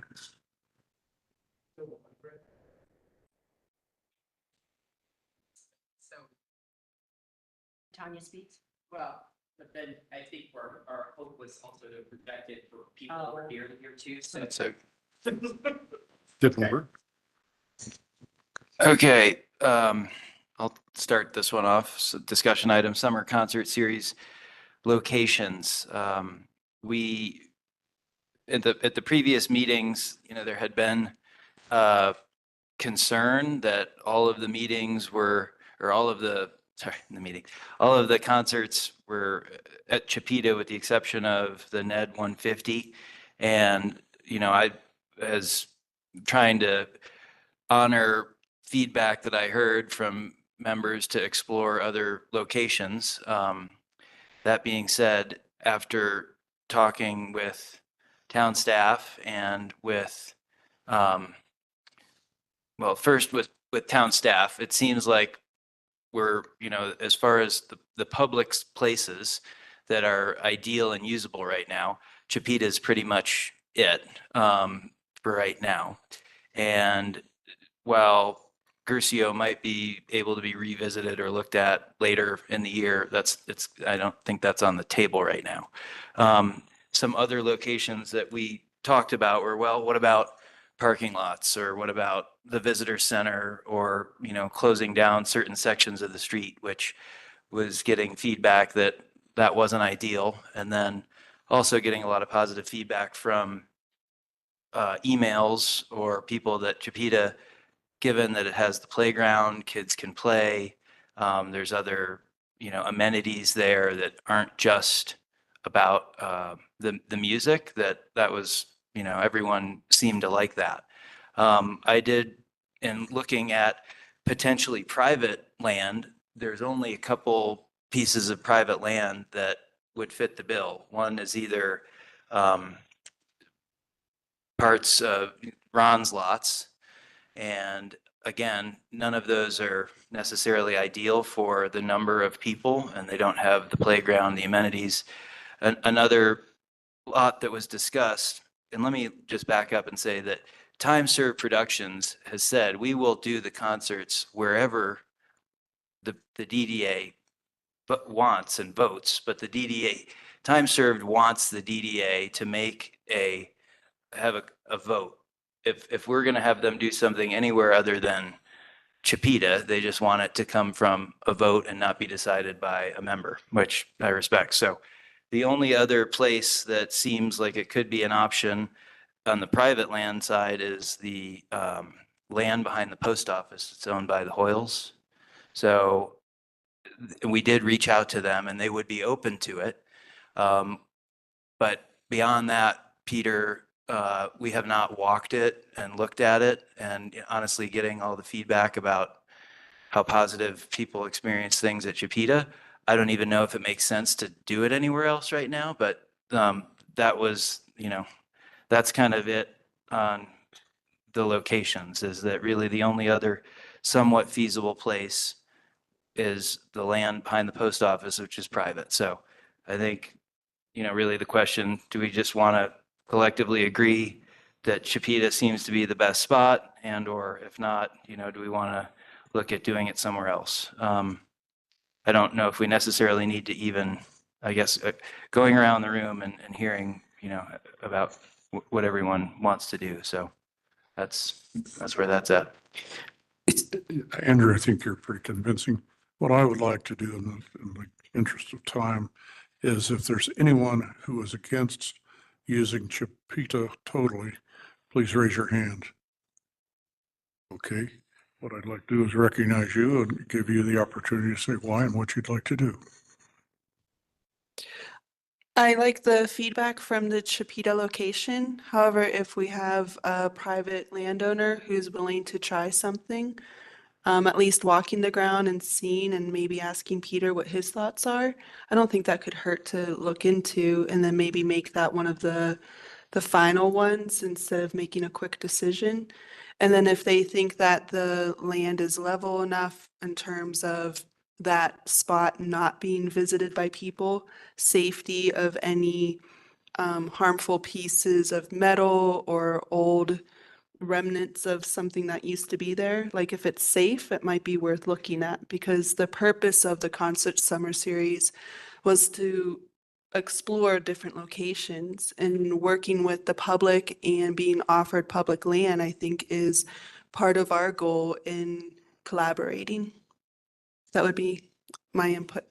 Otherwise, I don't really have an argument with it. The Chipeta location's beautiful and well received. Any other comments? I would I- just like I- to say, go ahead, Danielle, Barb. that's a great comment, and it would be worth exploring for next summer's concert series, whether or not, because you're talking about different parking plans and everything else. And Chipeta was just such a beautiful, great spot, and the letters that came in both to the DDA and to the newspaper really support it for this year. So I would love to see if they did want to next year. We used to have some phenomenal firefighter water fights in that yard behind the post office. And maybe it would be a really cool idea down the road, but I think Chipeta Park it just works. It just works so well this year. And we've already had one great event, and let's continue doing them there where we know it'll work for the rest of the summer. Yeah, I agree with Barb. We're running out of time. So I have a comment. Scott? I agree with what you're saying, Danielle, that exploring is a great idea. But everything that we've heard is that it is ideal. And that when the kids can get on I could go over it all, but it's just so perfect in Chipeta, and that's what the park is for. And it's closer to downtown. And I think what we should be talking about and spending our time on when it comes to the summer concert series is we have clearly demonstrated this is something the public loves and wants. And when I say public, I don't just mean the people who live here. People come here for this now, and they're going to keep coming here for this. So it does exactly what we want to do, except the most important thing that's our responsibility as the DDA. Everything I heard from the businesses was it was very marginal as far as generating more business. There were a couple places who said that they did better, but there were a few places who said, it was like any other Saturday night, right? And what we did this for isn't just to have a good time. We're having a good time, and people want that. But how do we get the businesses more involved? How do we get it so that, will any of the restaurants set up a food tent or a section, even if they don't have a fancy food truck? Because we only had one food vendor there. Is it possible for Very Nice or for Knotted Root to get their license or permit and sell beverages there? Or, is there anything we can do that would bring the businesses right there to the park? You got hundreds of people who are hanging out. It's time to have a drink and time to have some food. How do we get the town more involved in it in that manner? Because that's what our job is, right? Yeah, Kyle Busey did reach out and wanted to know, what if and when there is beer vending can he somehow be considered on the list? And I know that there's some regulations on nonprofits being the ones that have to get, but I'm sure there's still some partnership opportunities where, be it Very Nice or Busey or someone could work with a nonprofit and Chamber. the chamber. Okay. Could we please? Because, and the other thing that we could do is we could make an announcement from the stage that says, hey, folks, we're the DDA. We're doing this. We're doing this for the town and for the people who are visiting, but we want you to go in and have a night on the town when this is over at 7:00. Go into town. We got so many great places here. Everybody wants to be here. Come on, take advantage of it. Hey, Scott, I love that idea about in between the sets, or that we do say, hey, this is brought to you by the NDDA. Please come out and support your businesses. blah, blah, blah. I think it's super important to remind people. Yeah, that's the least we can do. But if we can get some of the businesses to come down there and actually, like I say, put up I mean, they Well, show up we at the could. farmer's market every week, right? There's no Or every reason other they, week. they couldn't do that, right? They would just have to reach out to Time Serve and coordinate the timing for that. The idea is, at least for this year, that there would be no cost to them to set up a booth and sell their wares. If they already have a business license in town, they wouldn't need a peddler's license, I don't think. But that I don't know. Would they have to get a peddler's license in addition? That I don't know. The liquor license, yeah, they have to do it through a nonprofit. But I think it's all possible. I think the businesses need to show the initiative. Maybe we should send them an email saying, hey, if you're interested, contact town and contact Time Serve to discuss how you want to do it. But I don't think that's off the table at all. So for this board, we came up with this as an idea to generate business in the downtown area. By the end of the summer in September, when we're looking at 5 or 6 of these events behind us, how are we going to feel if we didn't really impact the way that business works in town at all? I know we've got Peter online. Peter, if you'd be willing to comment, if this isn't necessarily out of order, but to comment briefly on, am I out of order? If I would like Peter to comment briefly on the location thing, and then second, just on how you can see plugging businesses in, like the local local breweries, local food vendors into the concert series. Hi, you guys hear me? Yeah. Yes, we let's can get hear the you. microphone over there maybe a little bit more. Yeah. Let's see. That's about as high as I can get it. Can you hear me? Yeah. So you wanted me to comment about bringing in other businesses? Like thinking of the breweries, very nice. Any place that's local. So I reached out to all the local breweries prior because as I understood what the directive you guys gave us was reach out to all the nonprofits first. And then if none of the nonprofits are going to supply food or drink, then move on. So I did call Busey, and I called Knotted Root, and I called Very Nice. And Jeff at Very Nice said he would love to do it, but I don't think that any of them understand that they would then have to deal with insurance, liquor license, possibly most likely adding more porta potties, the fencing. There's a lot to serving. But we did reach out after we didn't get any response we got a lot of no's from the charities, the nonprofits. And potentially the food pantry might be setting up a table, just an information table, but nobody was interested in vending. One thing this is a side note, but if there's a big difference of having sponsors and non-sponsors, and we realized that if we were to do sponsorship, then we're going to get a little interesting about how we were going to work the finances. So we elected to not have sponsors here, though. That's something that I think is well worth a solid debate on your guys' part, because sponsorship then adds revenue. But it was really nice to not see people's banners around. I mean, we're advertising in the Mountaineer and they wanted to put up a banner and we said no. We'll work with them in other forms of sponsorship, but it was really kind of nice to not see a bunch of advertisements around. But that is a big revenue stream that you could potentially tap into. The alcohol specifically is very expensive and also kind of changes the atmosphere of the event. And one thing that we noticed that we weren't expecting was how many kids were at the playground and how many kids are running around in the grass and how special that was. So I'm not sure I answered the question or not, but ask me more questions. I don't know, Dan. No, thanks, Peter. I think, there's a lot of information and text floating around now in regards to, what is actually required for a liquor license and if it's a special event festival permit. But you're right that there is security that's needed. There is fencing that's needed. It does change the dynamic. And, I don't think a ton of the feedback we received was, gee, that was great. I really wish there was beer there. It was more just, positive feedback. So I think, just trying to continue to flesh this out to the benefit of the businesses, is really what we need to do. But I'd like to get some clarity on what does it really take to get, a vendor there that is selling alcohol, if that's something we do at some point.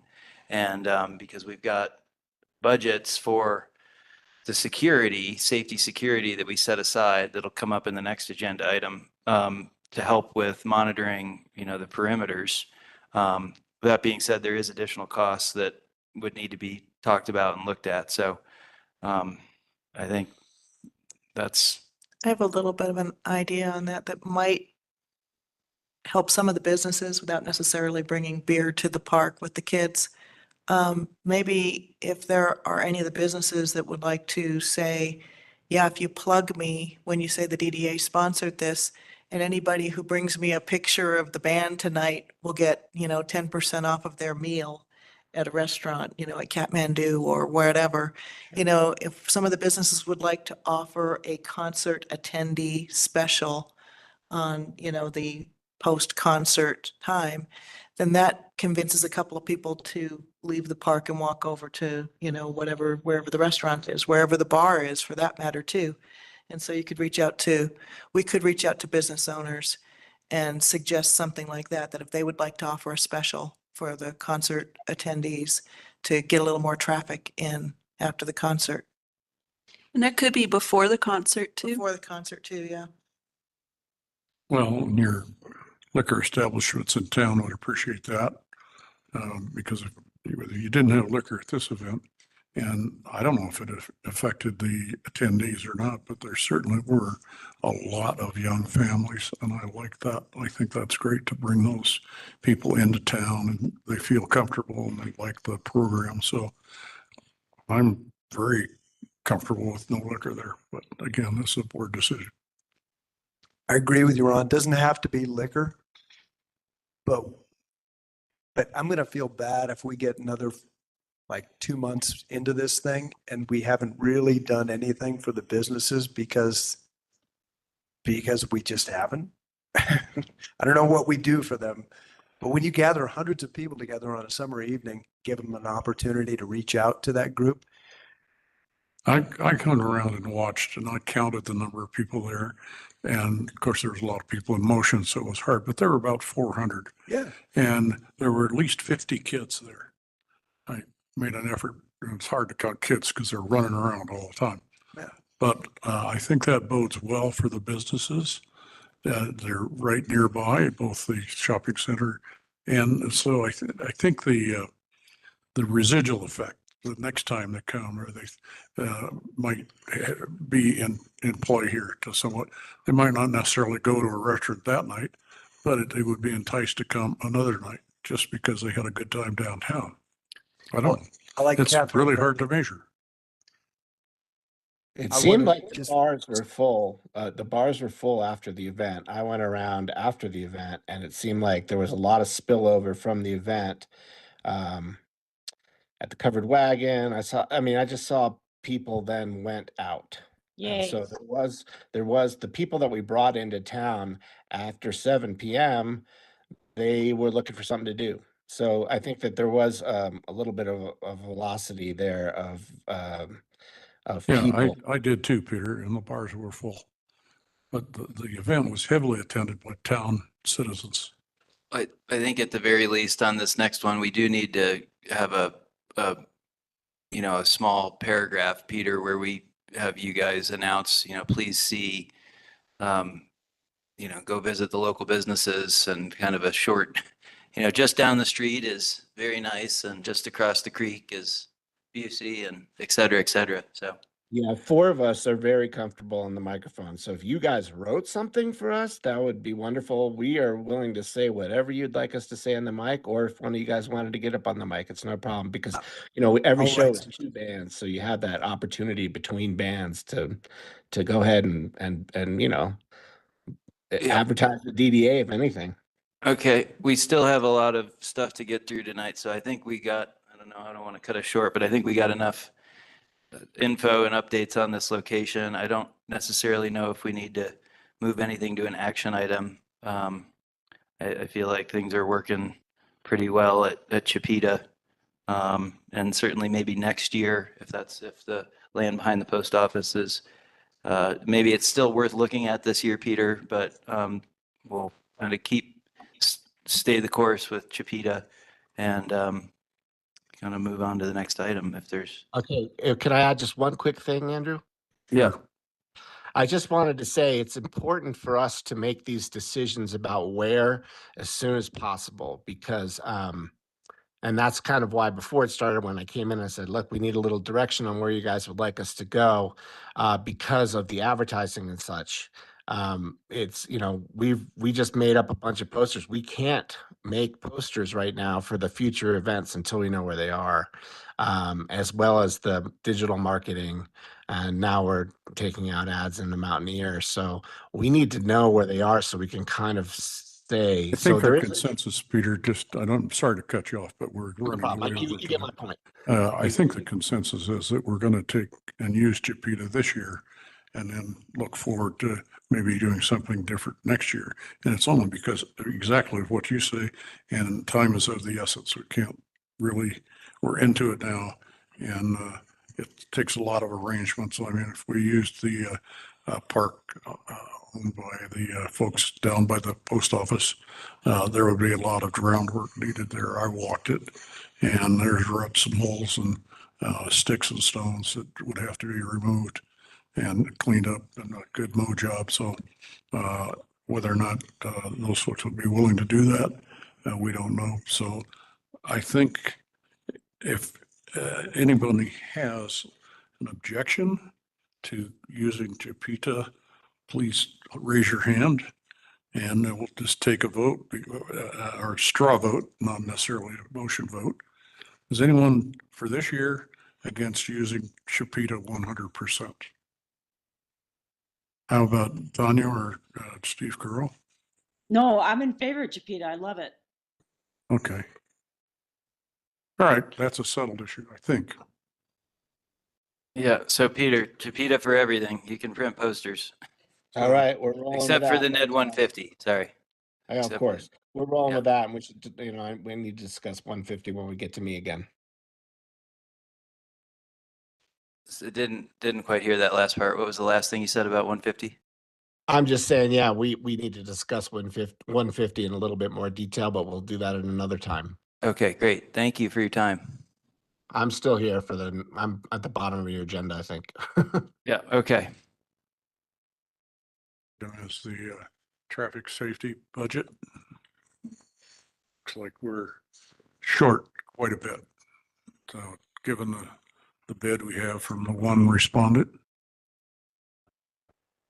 So I think we need to talk about that in depth. I think we really need to appropriate more money to meet their contract offer because we really need to see if it's going to be an effective program or not. And I don't think we're going to do it if we cut the budget to 16,000. Well, I did talk to Ben Bowie, who was the respondent of the traffic RFP, crossing guard RFP. Basically, his response was that they can do, give us any number of people that we want at the hourly rate. He needs a 2-week heads up. And if there's going to be people there for more than 4 hours, he needs one backup. So if we wanted 3 crossing guards for a 6-hour stretch, we would need to budget for 4 people. And they're willing to do it on an hourly basis, whether we want, 20 one day or 5 or 4 over a series of weekends. So I think we need to just identify what we really feel the potential, high needs weeks are and communicate it to him in advance. And also if, if the alcohol's not on the table, some of this uncommitted funds was also going to be to help with summer concert series safety. Now, what is safety or parking? If there weren't any flaggers or parking or safety people needed at the last concert, I don't know if there will be by the time that the series is over, but I would recommend that we reserve, rake $2,000 or $3,000 off of this 16 and say that there's really only 12 or 13 and divide that out by four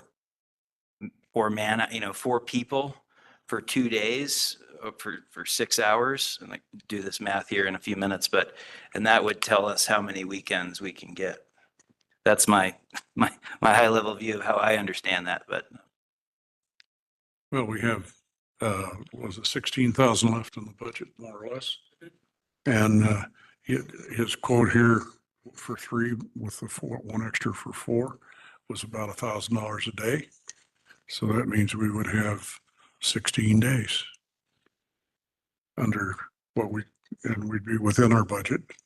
And since there is an hourly quote, given what we want, I'd say let's determine the dates and go pick the 16 days and be done with it. So Andrew, you're saying that there's flexibility. If we want to do something a little bit different than what they're proposing us, which is 5 people a day, right? Yes, he can send 2 people or 1 person or 7. It's up to us to determine, Okay. I think I would say that there's my belief is that we need some people when they're going to come on a busy weekend, it's going to be for more than 4 hours. Sure. So, and thinking that there's First Street and there's Lakeview. And usually you've got 2 at First Street and 1 at Lakeview or whatever. So that's the 4.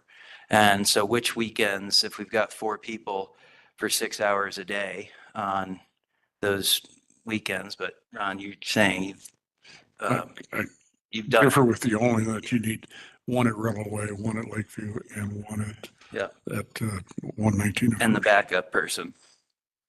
So you have the same number. You just different intersections. The number though that they're recommending at almost 1,000 a day, that's like double what we originally talked about 2 months ago. That's right. And our cost, we started at 25 an hour. That's gone up to 38. Well, it's the only bid we got. I noticed that too. That's unfortunate. It's not the first time. The entire project on 2nd Street was a 1 bid project also. Yeah.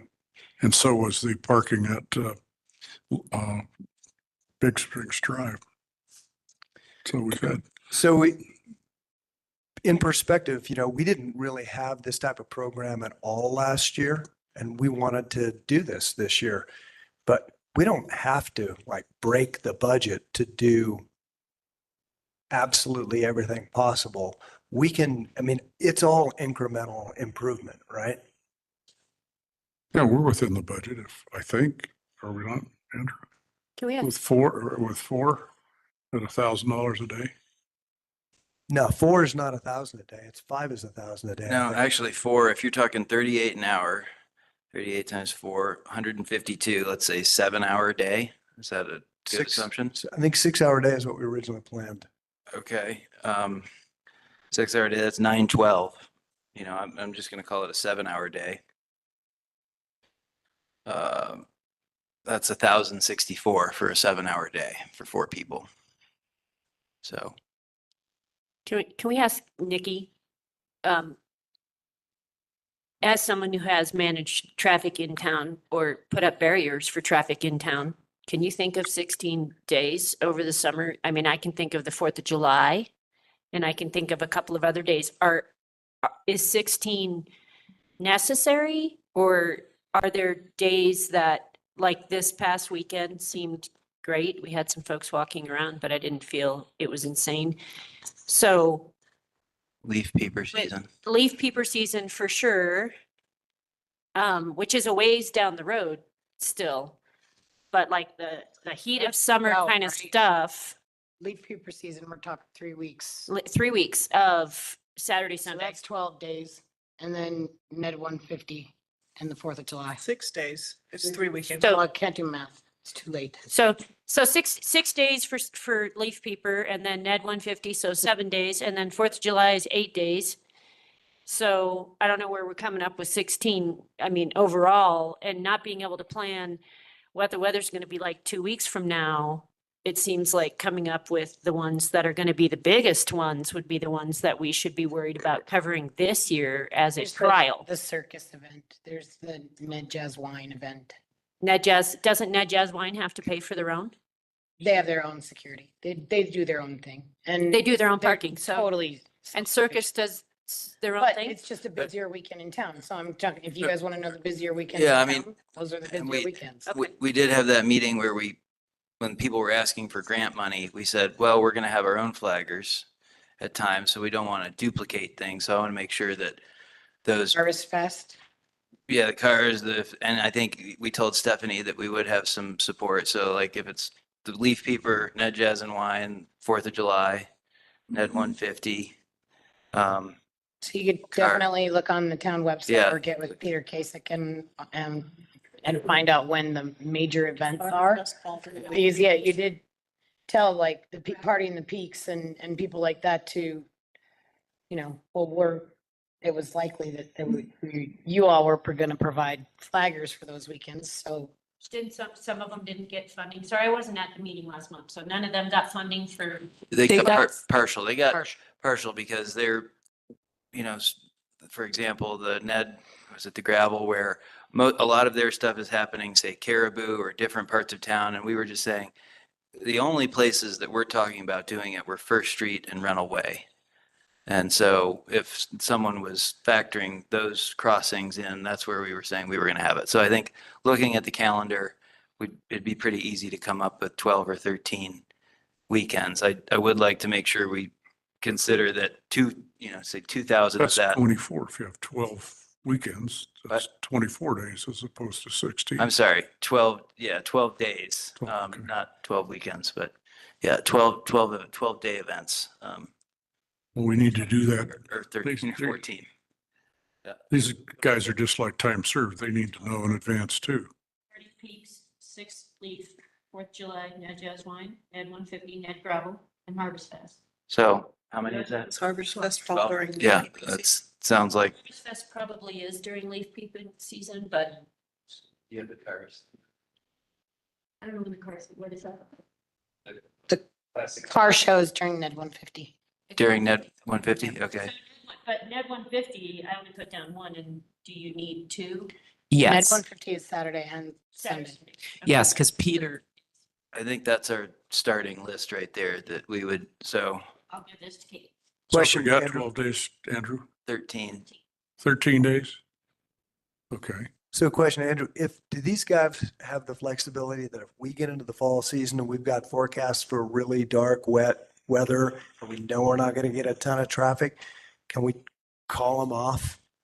Well, I think with 2 weeks notice, I don't know if we haven't gotten that far in the contract yet about a cancellation policy or a buyout, but I think that could be something that'd be discussed. I think the next step would be to take these 13 dates Okay. and. Give them to me after the meeting and I'll go Yeah. negotiate with. All right, so one bid is really way off of best practices. This is not the way anybody wants to do this kind of thing.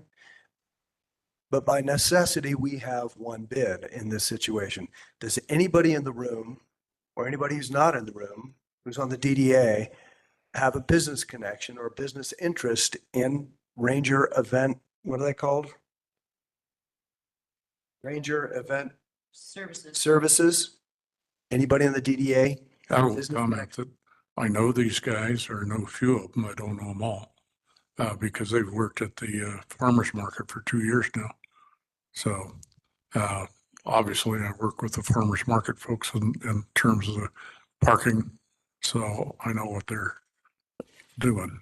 So you hire them, but you I don't hire you don't them. own the business in any way? I have no business connection with them other than when they work with the farmer's market.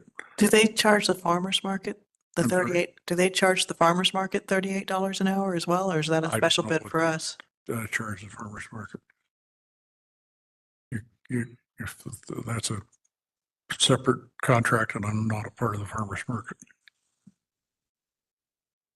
We put two of the farmers markets on here, but are those already covered from funding that we gave to the farmers? So it was, like Andrew said, it was kind of evaluated as part of the conversation. So like Ned 150, Peter came back with a different number that he really needed, factoring in what we had talked about. So we do need to continue those. I can tell you that the farmer's market got $1,000, right? How much did they get? If you could look back on the records. I don't think we were giving out security money at that last meeting. We were just giving out event money. Can somebody verify that? Is it in the minutes? That's why Kate's looking, Tanya. Okay, that's why we brought this back up today, because there was the conversation about security for the farmer's market and all that, and I'm pretty sure they got like $1,000, but maybe I'm wrong. Which would not cover security for their Harvest Fest and their Party in the Peaks, which is when they request it. I guess I'm a little, I think there was a bit of confusion. So I think we're covering the flaggers and the farmer's market's not going to be covering it. We are. I think that's what we're talking about right now, right? Yes, that we Yeah. scaled it. And I do, so I'm having a hard time finding in my quick notes the exact amount that they got in security. I do think you're right, though, that it was the 1,000 but it was, again, scaled for the conversation that we would be helping with those, having some security. With traffic. Yeah. I mean, Yeah, the- traffic. I'm sorry. I I'm think sorry. we do, going forward, we need to separate traffic and security because it makes everything way too confusing. You're correct. yeah. We need to do that. Yeah. But those are just the two big events for a farmer's market, correct? Okay. Yes, those are the only ones that are eligible and that were part of that conversation. So it would really just be those two big events. Can we negotiate in with them the ability to maybe have some flexibility when we know that there's going to be really bad weather and we can see it coming days in advance? Yeah, I don't think they want to stand out there in the rain. I think, $38 an hour they might, but I don't know. I mean, I think that's a good conversation that we can have with them, but I think our first step is to, say, hey, we've got some dates and this is what we're thinking. 4 people on these days. And, we'd like to cancel. If the weather's terrible, we'll call you a few days before and are you guys okay with that? And see what they come back with. So you and Barb have worked out 13 days. I got it. You got them, okay. All right.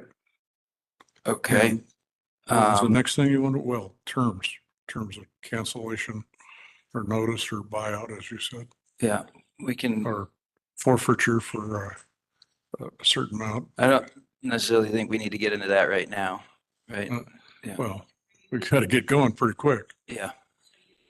Yeah, Kate and I can work on that. Okay. Yeah. That's up to the two of you then. Yeah. I don't want to be involved. Okay.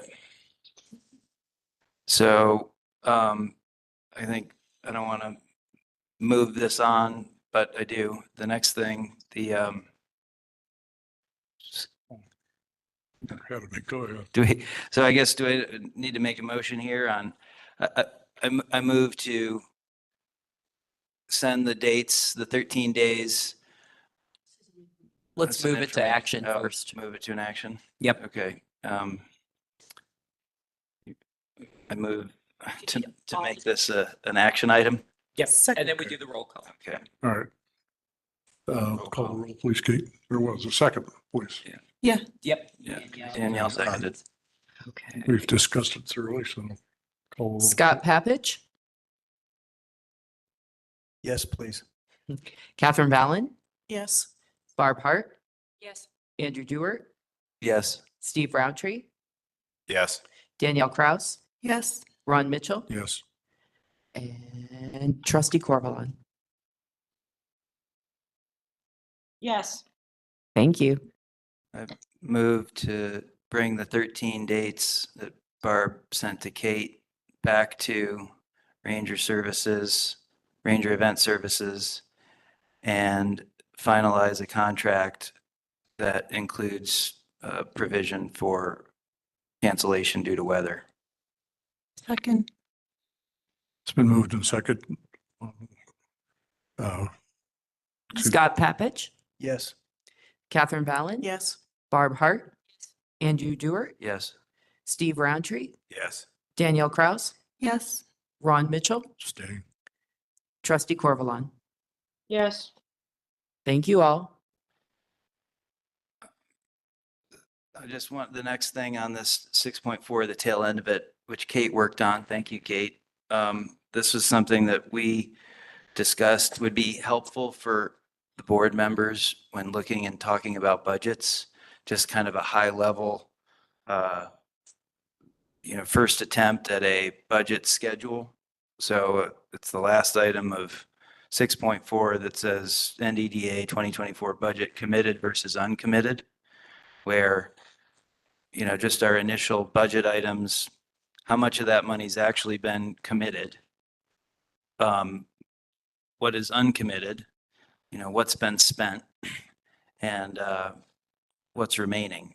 This is by no means, the beginning or end of this, but it's a start that we thought would be useful to be included in the packet. So just wanted to thank Kate for putting this together and see if anyone has any comments quickly. Where are we gonna find that in the package? So it'll always be with the treasurer report, but I'll always put it into with items that we're discussing so that if you're going through the packet with me, you can just have it right there. But it'll tell you kind of what's committed. You can see what's committed, uncommitted, expended, and then where you have wiggle room, I guess is a better way Tanya, to can put you it. see it now, or is that what you're asking, Tanya? Where is it now? Yeah, I'm looking at it now. It's in the Okay. treasurer's report. So. It's yeah. also right below the item you Yes. just had, right behind the ranger services. Oh, I see. It's. So yeah, that's okay. where they were pulling the 16,000 from. That's Gotcha. where that number comes from. Gotcha. This is helpful, Kate. Thanks. This is helpful, Andrew. You're Thanks. welcome.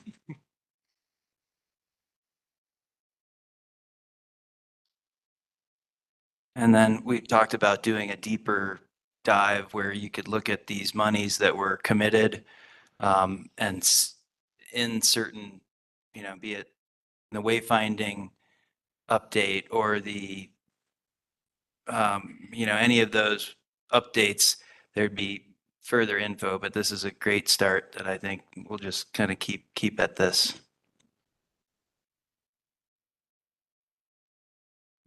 Any other comment from the board on this? Thank you. All right. Do we move to information items? All right, if there are no comments, let's move to the next item. And since we have Peter online, can we move the summer concert series update to the first info item, just out of respect for him sitting on here for a Yes, while? time's getting late. I don't mind that at all. So, Thank you. Mr. Fiore, we'd like to hear from you and your thoughts on the first concert and how it went, what you think, and any recommendations you might have for us. We thought it went great. Oh, you guys got me? Want to check, make sure. Can you hear me? Yeah. Okay, so we thought it was a success. There's not much we changed. There's little things we dial in. There are observations that we had that we wanted to just kind of mention to you guys. One being that there is an opportunity here for exposure for the town or whatever that I think needs to be used perhaps. And I really like the idea of the DDA giving us something to say. Should you guys want to, or anybody want to write something for us to say, we're happy to do that. I'm ecstatic you guys are happy with Chipeta for the rest of the season, just because of the 3 Ps, which I'm gonna say if we went somewhere else like the Hoyles, I would love to do it on the Hoyle land, but remember we'd then need to come up with power, parking, and potties. So Chipeta has all these things already for us, so it makes it considerably less expensive, and that's money that we can we were able to spend for digital marketing. We spent considerable money on digital marketing just to get it rolling. Let's see what else. There's just little things that we're going to internally improve upon, and how the stage looks and things like that. We're going to arrive a little earlier so we can have a little time after sound check for people to meet. Just wanted to point out, when it comes to bringing in more food offerings, it's fine. But I talked to Lauren, who had her truck down there, and she said she never got slammed. So, and we did encourage people to bring coolers, and something about it being a picnic made it kind of nice. And I really wouldn't want to put commercial or advertising or any kind of promotions up on the stage, though there are areas around the site that we could do. Besides that, I wanted to just talk to Nikki Dunn real quick. I don't know if she's there or not, but there was some voltage on ground and neutral on the electric provided it there, and you guys ought to get an electrician in there just to make sure that that's all safe. And I also wanted to get feedback from Parks Department on how it went and what we can do to improve there. But we thought it was a really great success, and I'm not sure there's much we would change unless we were asked to. I do think that also we ought to keep in mind that should we have more nice days like that, I think we're going to get a much higher attendance. And you know, I'm happy to work with you guys on how we're going to approach that. I've got some ideas on how we would approach that. But this next one coming Saturday, if it's a nice day, we're going to kind of see how much we actually grew. So I think we need to keep close tabs on that. I wouldn't, you know, I truly believe that one of the biggest mistake Frozen Dead Guy Days made was not having a sellout point. So we want to make sure that we don't have, 1,500 people down there, because then we've got a problem. So I've got ideas on that should it come up. I'm just thinking of things that have come up maybe in August. But right now we were pretty happy with how it went. It was how we intended. It was how we envisioned. And we thought it was a big success. And hopefully we have another couple hundred people come out, and ideally come and use the amenities in town after and before. And we're gonna do little things. We also want to work with you guys and do a survey at some point. We could do a survey soon, or we could do a survey at the end of the season, but just put out a survey, and maybe we can talk about some of the questions we'd have on that survey, so we could get feedback from town residents, and especially from the DDA membership, from the 78 members that you guys have, and see what they might recommend we do to try to get more foot traffic by their businesses. So I'm not sure what else you guys would want. I'm here to answer questions, but on our end, it went smoothly as we could have hoped. Thanks, Peter. Let's move on if we can. Does anyone want to ask us any questions or make any suggestions for us? We're definitely open for suggestions. I think we'll work on a paragraph for you guys to read. So thank you, Peter. Okay, great. And keep in mind that survey idea. I think that would really help you guys if you're going to especially do it again. I think one of the projects that Andrew, I ahead. don't think you should shout out specific businesses in what you write or whatever, because it would be discriminatory if we didn't mention every business. So I just feel like mention, businesses. Yeah, all the businesses, the DDA. like Yep. type things you could go get, but not specific. I think that just for fairness. Right. Go to Tanya's house. That's what we'll say after. Yeah. But only if you're going to buy pottery, that's it. Yeah. Okay, I'm out. Thanks, guys. Peter. Thank you, Peter. Chair, no additional report. Steve Roundtree. Not really anything in addition to the report. I just want to thank Kate for working through and trying to come up with some different ways to get us better information to make decisions. So thank you. Thank you all for your support. And now to my report, I don't really, the only thing I do have to add that I did not put in there was that next month is board elections. So if anybody wants to talk about that or has an inkling to run for a position, feel free to reach out.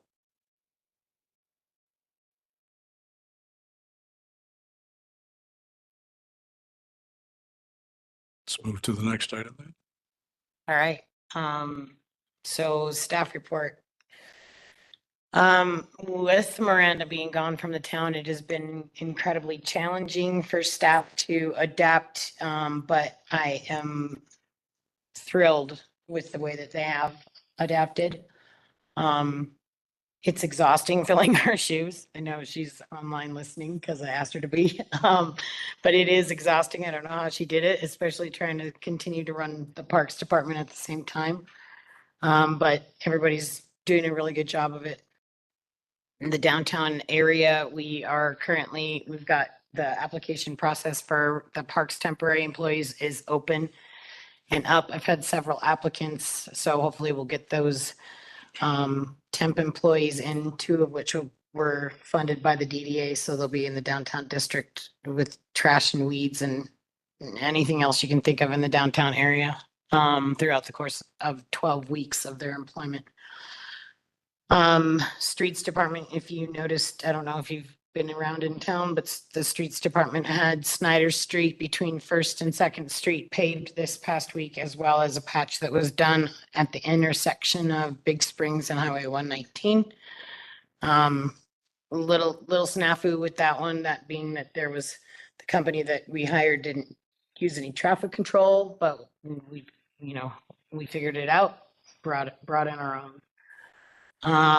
And other than that, I don't really have much of an update. I apologize, I'm a little sleepy.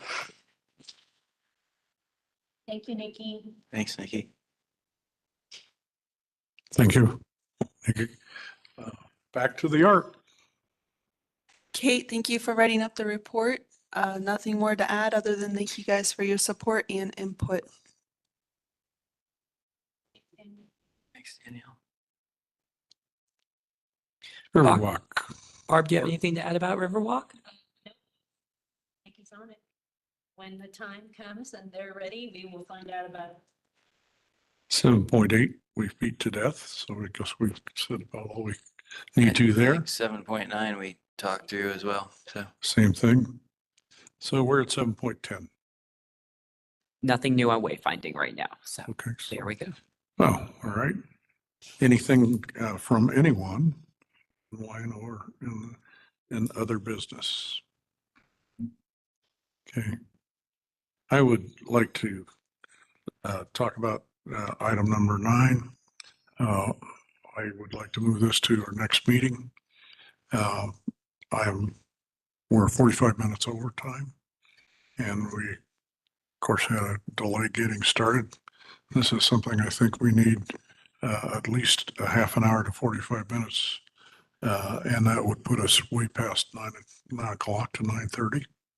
So I move that we move this item number 9 to the next meeting. Second. Ask a question. Certainly. Would it make sense to have an executive session before our next meeting, on the day of our next meeting, like the BOT does when they have an executive session? It might, and we might want Miranda to weigh in on this if she's on there. And it's really because of the timing, because you're going to do board elections in July. That's why I have the question about what the best way to do that would, if it should be the first thing that you do, and then I come in after that. I mean, that makes a lot of sense. So, Nikki, is she still on Miranda, there? maybe I could just add, yeah, Oh. I think the only challenge is that that hour, Barb, it just goes by fast. And so I think my recommendation has always been have an executive session to assess kind of your plan, and then have another executive session, once you have kind of results in place, because an hour goes by so fast.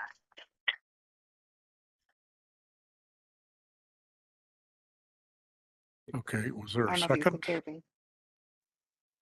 We could, well, could Barb hear? Okay.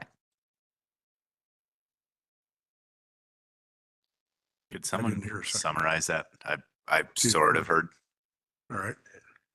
Roll call vote, please.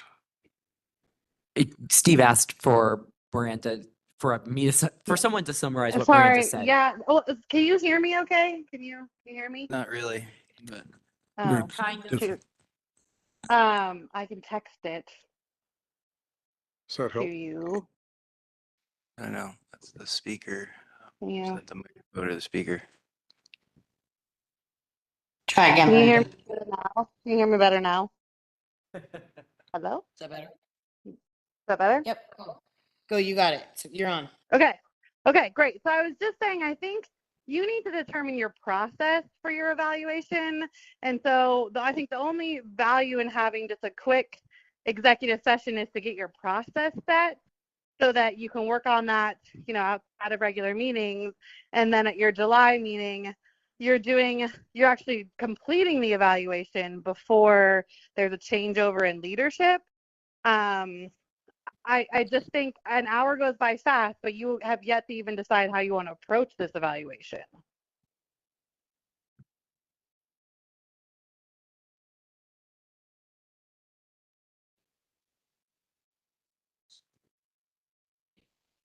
Can you talk on your mic? Would it not make sense for us to do an online evaluation like we did last year with different questions, obviously, if there are different questions, and then bring the answers to the next meeting? I mean, if given the opportunity to ask questions, if you could meet individually with board members or whoever and get the information together and then send it out with a 2-week response, it would seem like that information would be ready for the next meeting to actually have that evaluation done. Yeah, I think that was the goal of the executive session was, as Miranda talked about, to just talk about the framework of the process, the start. So do you have all that information that I sent from last time we did one? Not handy with me, Okay. but I'm sure I have it in my email.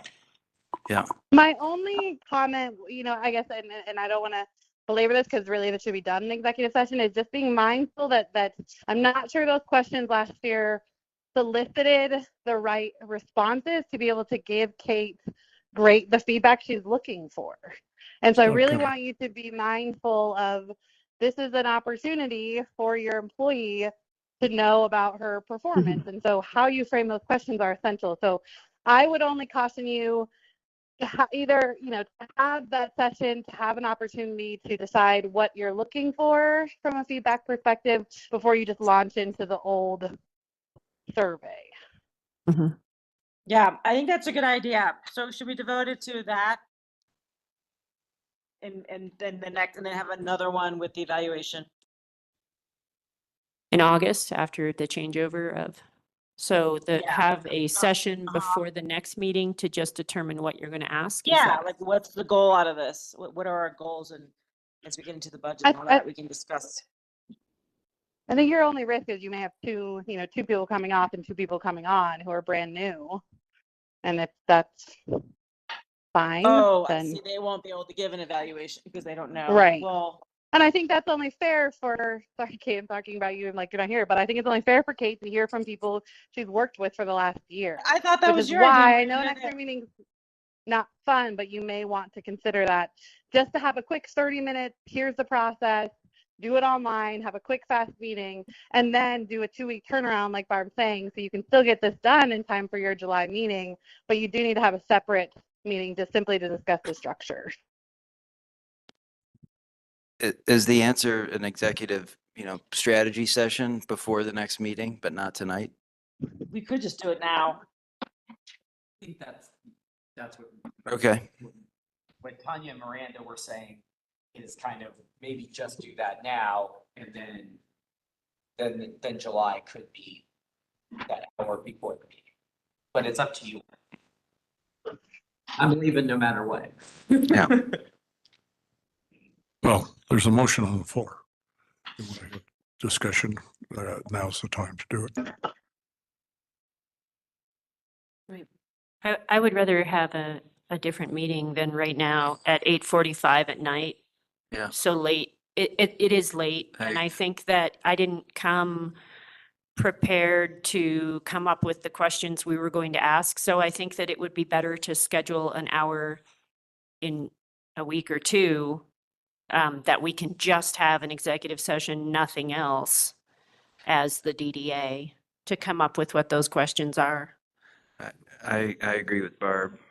I think could we do a quick calendar straw poll now of dates that will work for someone for Could do an a executive special session? meeting, For a special schedule meeting? a special meeting in 2 weeks. Yeah. All right. Well, that takes another vote. I mean, Well, right. could you do it next week so that you have 2 weeks to get the results before your July meeting?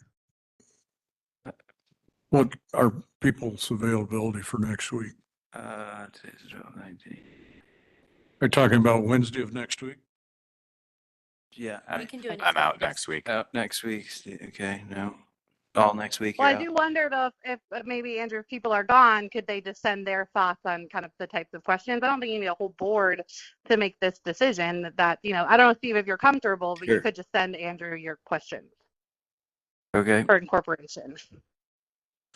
How about then the 20, I guess for, And Wednesday, the 19th, acceptable to everybody for, well, next week, people are out of town. I think if, what I'm hearing is, people can send questions and comments and maybe the 26th would work if people want to come in person, and then if there's people that can't attend, they can send in feedback or thoughts. so move it to the 26th. of Maybe I December. could just offer one more alternative, is you could, since this is on your agenda, just appoint 2 people to maybe work alongside, and I don't know, Nikki, where you're feeling, but work alongside perhaps me and Nikki to finalize questions based on, and people could send those questions to you, Nikki, and we could just work with 2 people to get this done next week. That's a good idea. I'd be happy to work with you, Andrew, if everyone else wants. It seems like you're one of the people. Yeah, I can do the 19th. Yeah. The 19th? Mm-hmm. Any objections to the 19th? All right, You don't need to be there. Yeah. hearing no objections, we'll schedule. Nikki and Miranda. So actually, it's Nikki and Miranda. Does Schedule a special meeting then on the 19th at 6 o'clock. No, it's not a full meeting. Probably be here. So you're saying 2 people or less from the board, so it doesn't become a public meeting. It's a working meeting. It's a work session, or if you have Miranda and Nikki and 2 people from the board do it, you don't have to have a special session. Everybody from the board could send their questions to Andrew, and then 2 people put it together with Miranda and Nikki. And then you don't have to do a special meeting. Right.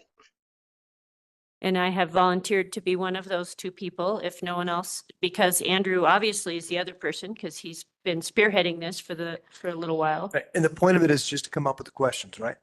Yeah. Correct. Cool. I like it. Does Any other feedback? that work? Yeah. You would Well, send so in then your my questions to recommendation, me. we could maybe take it offline to find like dates and time, like it doesn't have to be at night, just find a time that works for just a quick little meeting. Great. Yeah, I think that seems like a good strategy. Everyone send their questions to Andrew. Send the questions to me. Yep. And I'll And, happily. and Andrew, maybe I could just add, I think they need to send those questions by like Sorry, Monday. Miranda, I'm having trouble hearing you on any of these. Said she thinks that they should get to you by Monday. Okay, great. Yeah, All anything. right, so the idea is then you would collate the questions? Or Barb and I, we're gonna get everyone's feedback by Monday, or questions, or potential questions. And then we'll compile things into, an agenda for an an for the executive executive session? session, Okay, which will happen after the next meeting, right? You can come up with the questions, put all the questions together, send it out to the entire board, get the responses from the board, bring them to the next meeting. Yes. As the actual review. Yeah. So we don't have to have a special meeting anywhere in between. We're gonna meet Right.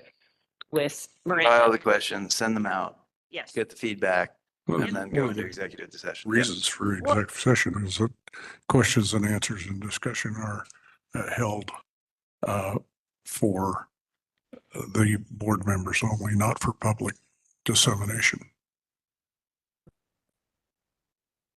Right. So we would still have, we would have. an Have your executive session questions that before are the already next- submitted, and then the answers distributed, that's not an executive session. We would have an executive session before the next meeting in July. Right before that meeting and in July. So we would have a special session for an executive session or a special meeting. You all are At 5 instead of 6 on the next board meeting date, we would have an executive session before the DDA meeting. All right, Instead of having another day added on, we would just come an hour early. that was the motion that's on the floor, is it not? I don't think that we need, it's an informational item, or do we need a motion? We have a motion on the floor to abandon executive session for tonight and move it to the next meeting. Yeah. That's the motion Yep. on the floor. Yep. Second. It's been seconded. All right, let's call the roll. Scott Papich, Yes. Catherine Valley. Yes. Barb Hart, Yes. Andrew Stewart. Yes. Steve Roundtree, Yes. Danielle Kraus, Yes. Ron Mitchell. Yes, Trustee Corvallin. Yes. Thank you all. all right. So we now are scheduling an executive session before the meeting next week, or next July meeting at 5 o'clock. Yep. All right, that's done. Make a motion to adjourn? Wait, Second. what day is it gonna be? July what? Third, meeting. Next meeting to the July. Yeah, but what is that day? July 10th? The 10th. Okay. All right. Yeah.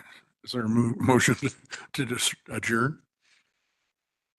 Yep. Yeah. Whether or not there is, we're adjourned.